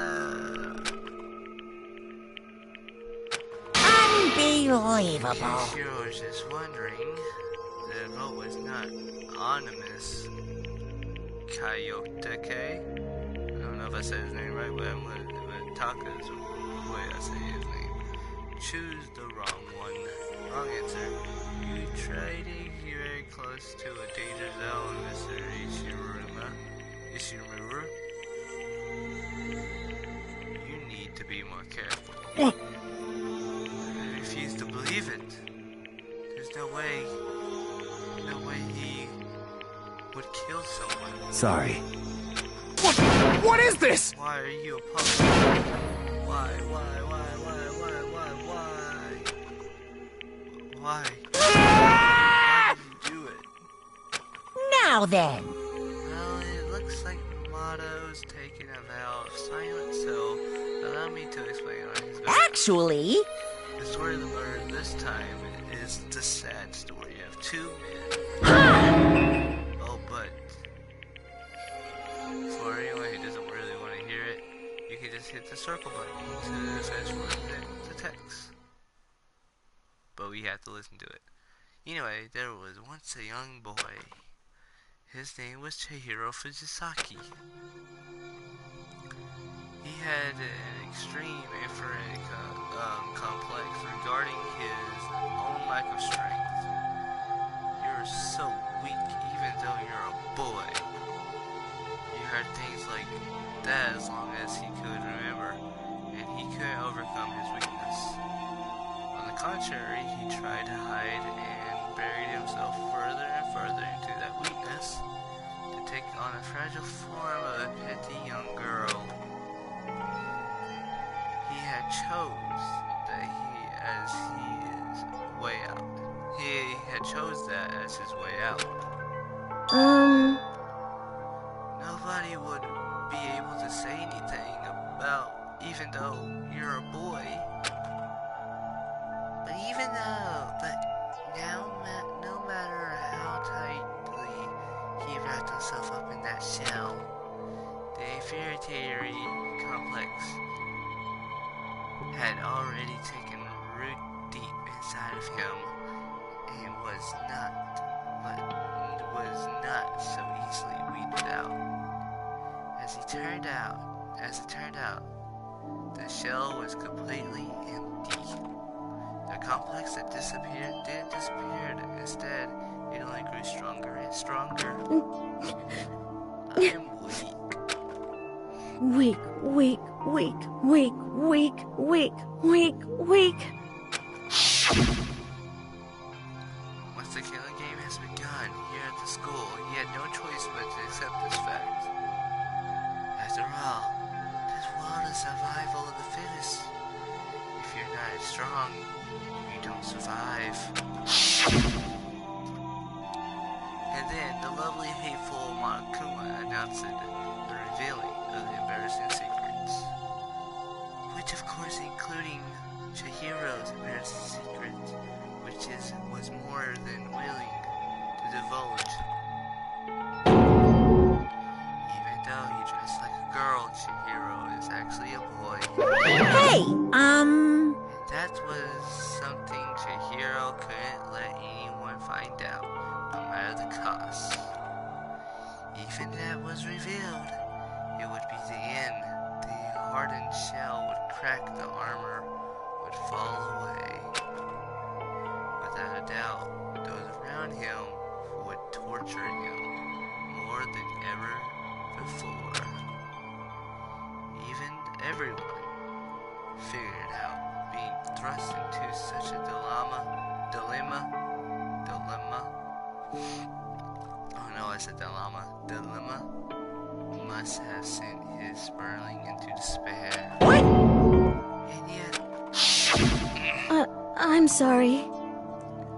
I don't really want to talk about it right now. But Also don't want to leave things like the way they are. So I can talk about it later. After all, I tried my best to become strong. Then I can tell everyone. Annoyingly, he used the threat to discover to motivate himself to become stronger. that's right. Now's my chance. I want to change. I'm going to get stronger and accept who I am. Strong enough so that when someone says, even though you're a boy, I'll be okay, I'll get better. With that thought at the front of his mind, he resolved to take immediate action. And so, that day he made a commitment to begin exercising.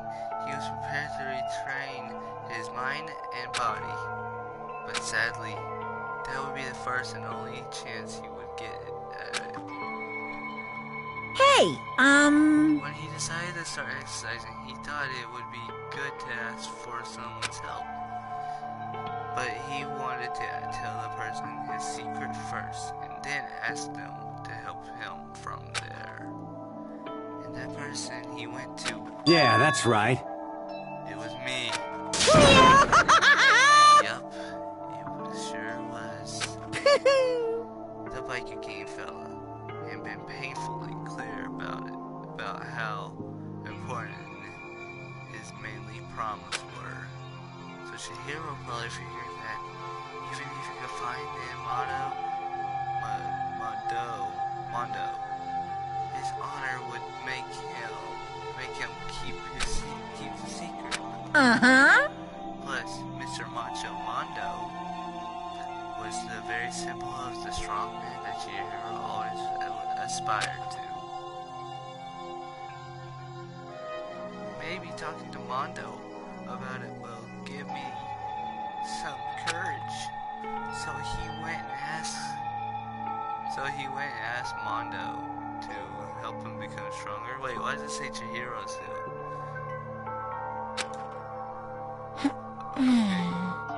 That was his inspiration. And he thought that only Mondo's support would he ever be able to come close to Correct. that. So then that must be why Mondo did what he did to keep the promise he made to Chihiro. Huh. Did he what he did? You mean the way Mondo carried Chihiro from boys' locker room into the girls' locker room? Indeed. Yes, this is exactly what I mean. He wasn't to cover up what he had done. Certainly. That could have been part of it, but I don't think it was the main reason. The real purpose was to keep the promise between men he made to Chihiro. But how does moving the body keep his secret? Because if everyone knew he'd been killed in the boys' locker room, everyone would have been arguing about how she got into the boys' locker room, right? Once that started up, at least the few of us would have immediately begun suspecting his identity, so he tried to protect Chihiro's secret by putting him in the girls' locker room and stealing his hammer. See? Then Mondo did all of that to keep the promise he made to Chihiro, who he also killed. Why would he do that? The more I hear you talk, the more I don't understand. I mean, you guys trusted each other, right? So why? Why did you? Because no matter what, I didn't want anyone to know. I knew it. So that's what triggered it. The possibility of having embarrassing memories and secrets. What is this? It's impossible nothing could have been that bad.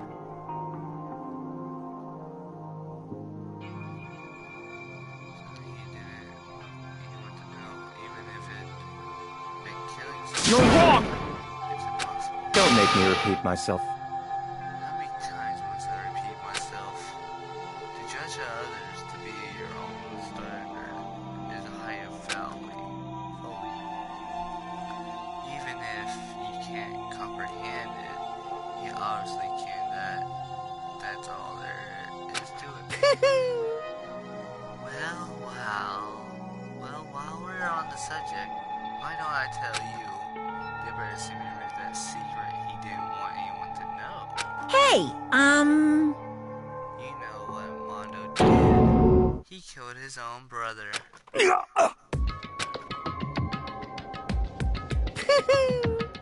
Tells him about your gang leader makes all the hoodlums and riffraff across the country tremble. But the only reason he had the chance to join the gang in the first place was because a certain someone. Mondo's older brother's name was Daya Owada. Mondo had nothing but respect for him. It was because of Daya that Mondo never got on the cycle. Mondo's brother was his only family growing up. He was the only Mondo could trust and respect. He wanted to measure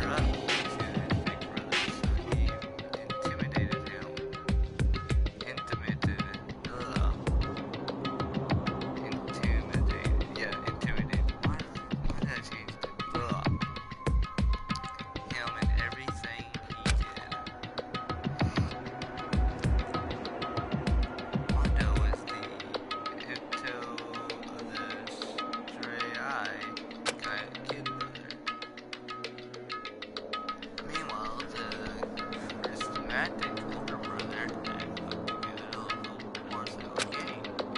And before anyone knew it, it had grown into the biggest biker gang in the country. Daya, the older brother, number one is the gang, and number two is his younger brother, Mondo. In the beginning, everything was peaches and gravy. But when Mondo started to think about how he would have to take over the biker gang for his brother someday, his brother greatness, his reputation began to gnaw on Mondo's very soul. The kid gone over for Daya, Daya created this game, and with his bare hands, Mondo was just along for the ride. Can someone like that really be a leader? All that do is make the game so every day Mondo heard a gossip and whispers of the other members of the gang, which is why I just... I gotta get stronger than Daya. Which is just one time. No matter what, I gotta... Don't fuck with me! Okay, wait, we gotta take come out on top.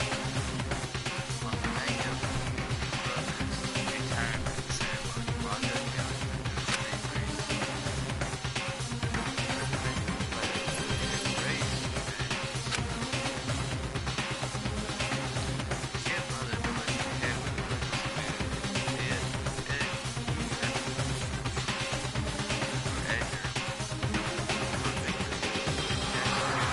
traffic, but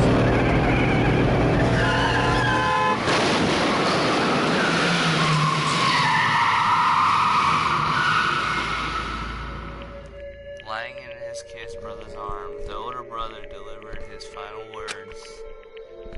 My bad, kid. I fucked up. Sorry. Of course, he knew it was his brother's fault, but Daya never blamed him for what happened. Hey, kid, the rest is up to you. No matter what, you gotta keep the gang together. Because it's a team you and me put together. It's a promise between us, between men. He decided to hide the truth of what happened from everyone else in order to keep the gang together and keep the promise of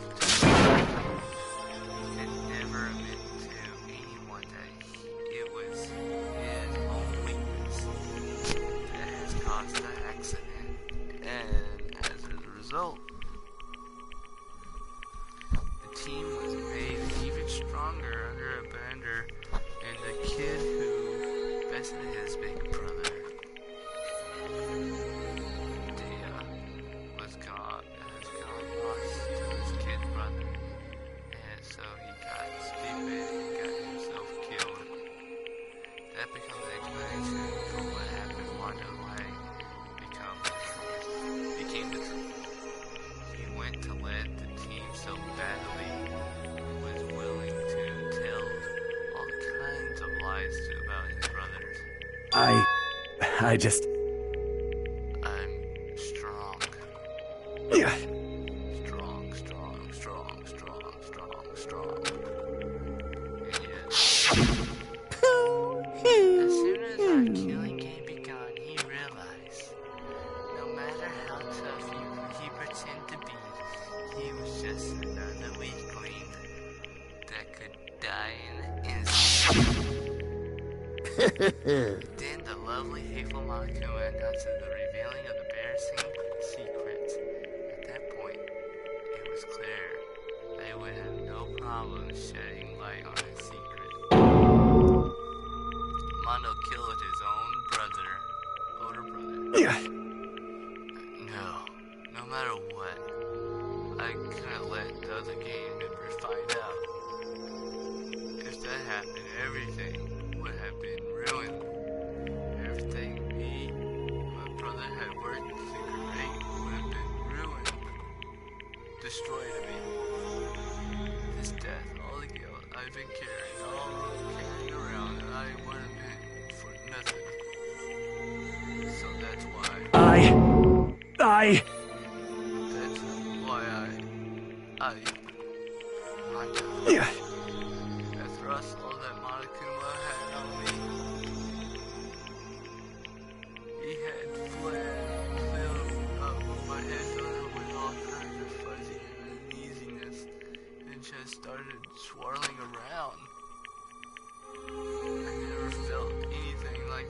I just... Didn't know what to do about it. I wasn't sure what to think or say. But after a while, that fuzzy turned itself into a rock-hard lump of anxiety way down in my stomach. And it was right around then that Chihiro asked me to start working out with him. And right there, I told him he told me a secret. Seriously? Jesus. I'm sorry. Yeah, I'm sorry I lied to you. Yeah. But why? Why now? Why are you telling me this all of a sudden? Huh? Huh? Because I mean, you kept that secret all this time, right? If anyone find out, But you're right, but I want to change. I wrapped myself in lies. I'm weak. I want to destroy that version of me forever. His words were like a knife in my gut. I felt like he was exposing the lie I've been living myself. I have to change. I don't want to be weak anymore. You're so strong. I can't hurt you, right? Every secret Monokuma might tell us. You piece of...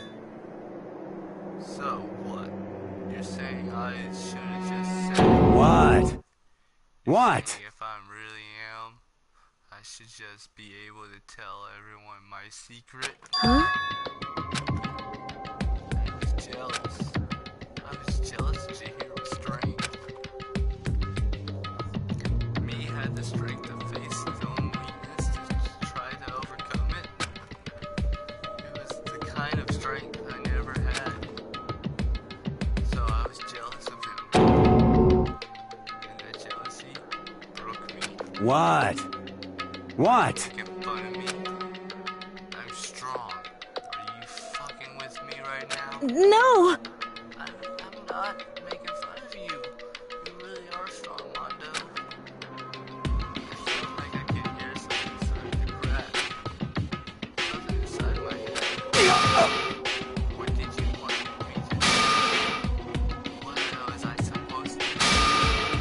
Was I supposed to just sit back and let my secret reveal it and ruin everything? What's wrong? Damn you! Why did you have to tell me all that? Are you trying to rub my failure in my face? I just wanted to. Alright, guys. No, just really admiring you. Really admiring your strength. Yeah, that's right. That's right. I am strong. Strong. I am strong. Yeah. Strong.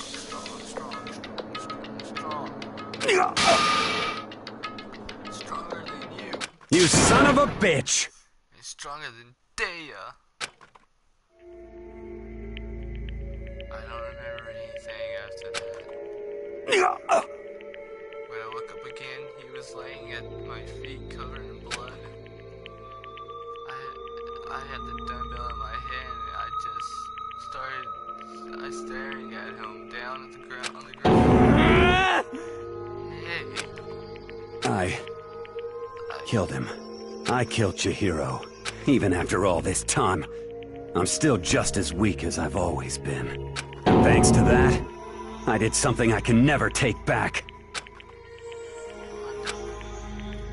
He was normally so aggressive, so angry.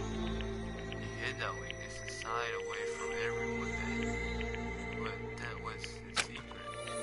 And weakness like that would live in a heart like his and turn him into a cold, killing blood. God damn it.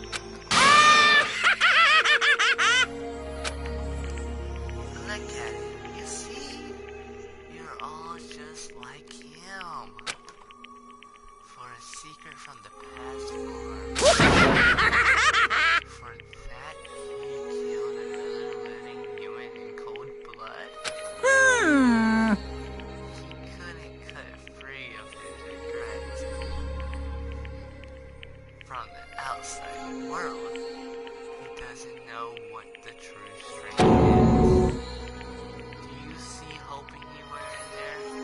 Slash her down. You bastard. Shut up, you son of a bitch. Go ahead, say that again. I dare you. Yep. Okay, I'll say it as many times as I want. Is what I want to say. Unfortunately, I can't do that right now because the time for punishing is fasting approaching. Punishing? It can't be. Execution. Well now, well now, well now, well now. That's what I promised, right?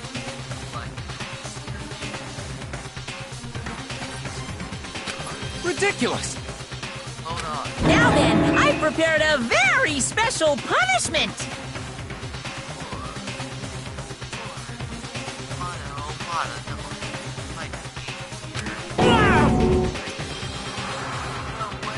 Let's give it everything we've got. It's punishment time! Sorry, man. I couldn't keep the promise we made. From one man to another.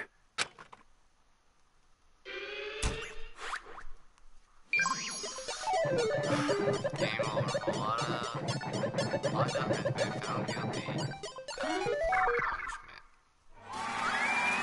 They just don't want to see this but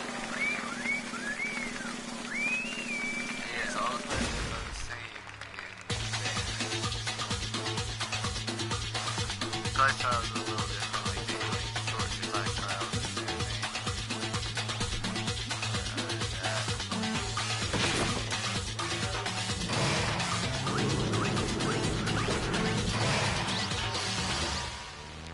Cage of Death. It's one of the worst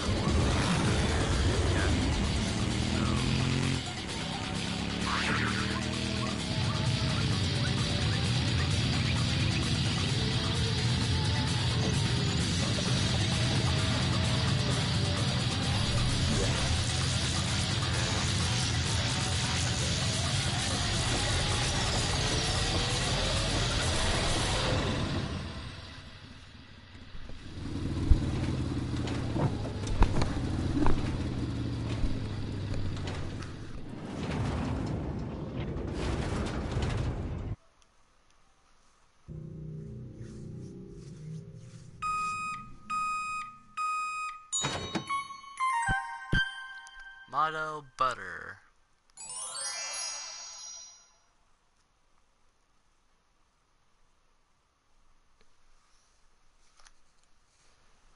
Sorry guys. Laugh at death, and your soul will forever be at peace.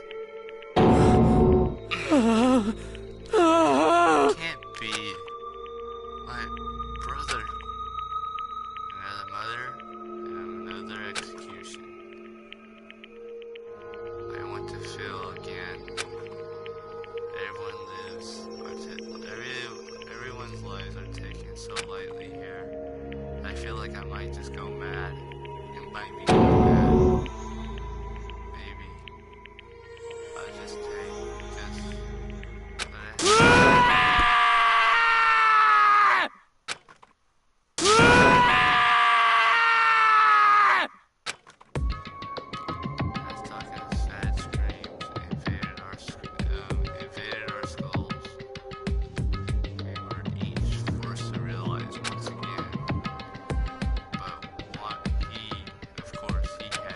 What a disappointment. This is the end of the game. What is this? They're completely insane. You know that? The game, one of her friends is dead. Do you realize that? Naturally. Of course I do. Because this game is a life or death. Hey.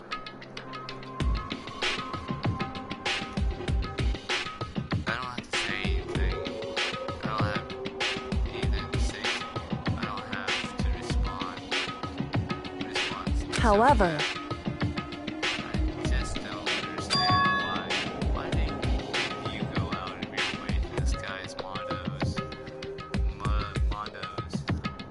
What? Isn't it obvious? Because it made things more interesting. His voice was so calm and emotionless. Like the voice of death. It chilled me to the bone. So he did. In the anime, it was Mono that did it. But that's why I was saying you're confused. Why you just said it. The anime, it was Mono that did it. Last night, where the murder took place, I was in the library. Honestly. So you ignored the nighttime rule too. That rule never mattered. I don't recall agreeing. There is nothing to be done. Come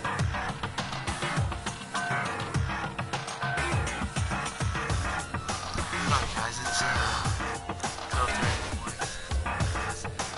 the morning. Well, I don't think please continue. The night grew late and I decided to return to my room. So my nights don't blow on. That's what I'm on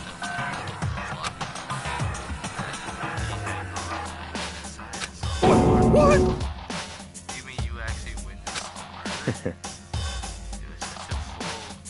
He was such a fool. Sightless idea that Well, you're saying That's right. but instead had been an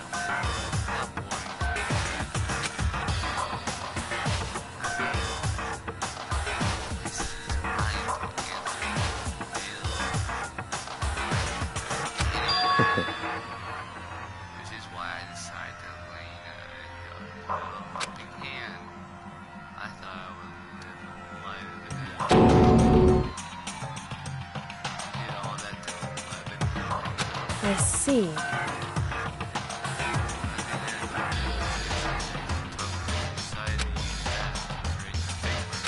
But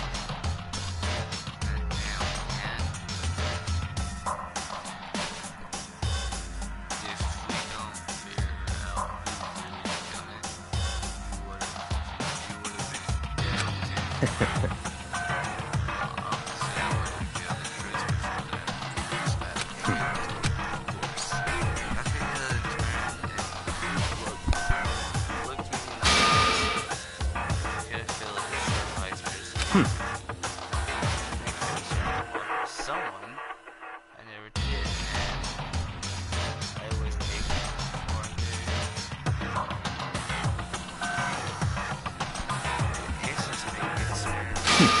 Interesting. When I do decide to become the Black Man, I know who I will have to watch out for. Correct. So that satisfied? Indeed. Hey, I'd like to ask Monokuma. What's this? Oh, I'm up next? You like to perform these elaborate execution each time, correct? My question is why? Do you like them? But you know, this punishment, this despair is not just for you.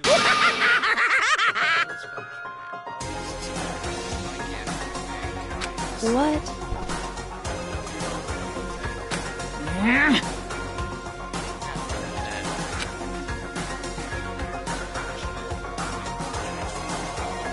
Damn. What the heck?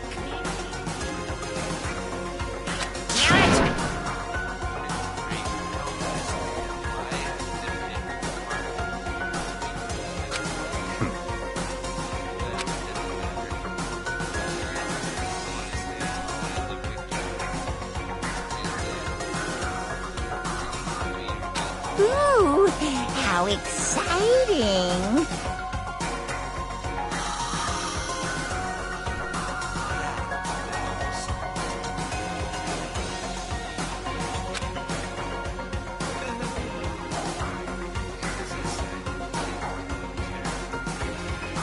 That's enough.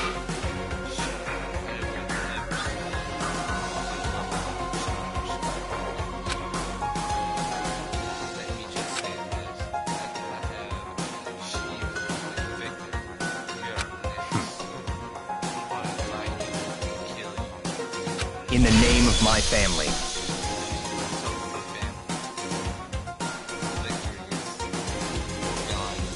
You're getting all riled up!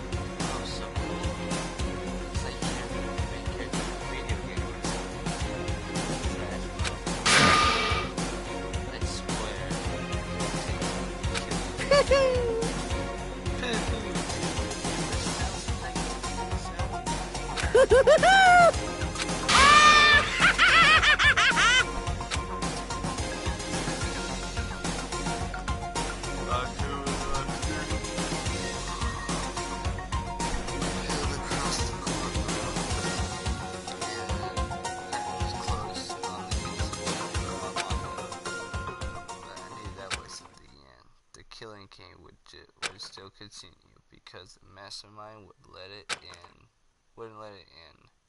For those of us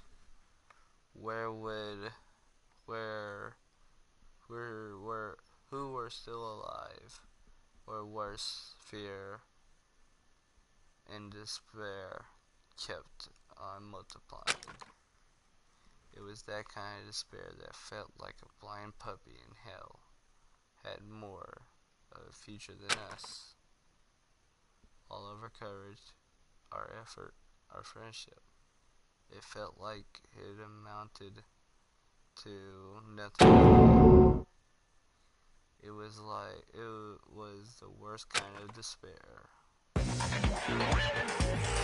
Well, anyway, like I was saying, this is a pretty good spot. Yeah, a really good spot. Anyway, isn't it amazing how that girl went and killed someone before things even had a chance to get boring? Once things really get moving, it'll be like a roller coaster. There won't be any stopping it. Fear and despair charge forward at a speed nothing can hope to match. But I must admit, I'm disappointed. I went to all the pain and effort of making you part of the group, and you couldn't play your part. You do remember you were supposed to make the first move, right? Well, no biggie. Nothing we can do about it now. So just do your best to make things more exciting from now on, okay? After all, that's what everyone wants to see. As long as you don't want to know my measurements, fire away!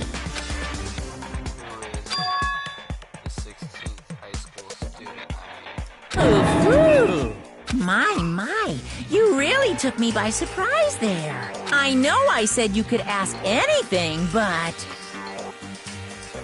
Super denied, ultra denied, demonic denied! Because you see, that's my ace in the hole. And nobody'd be dumb enough to reveal that, right? No matter how close they were to their friends.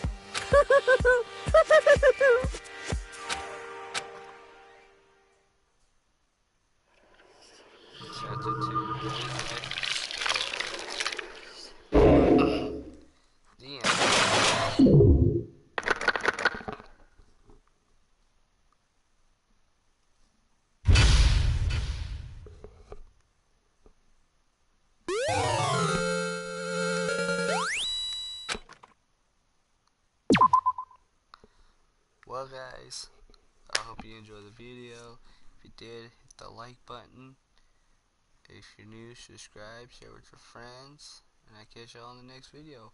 Which the next video would be Thursday. The reason why I recorded this video today was because I really wanted to play something before I fell asleep, and so I was like, I haven't recorded anything for y'all for a while.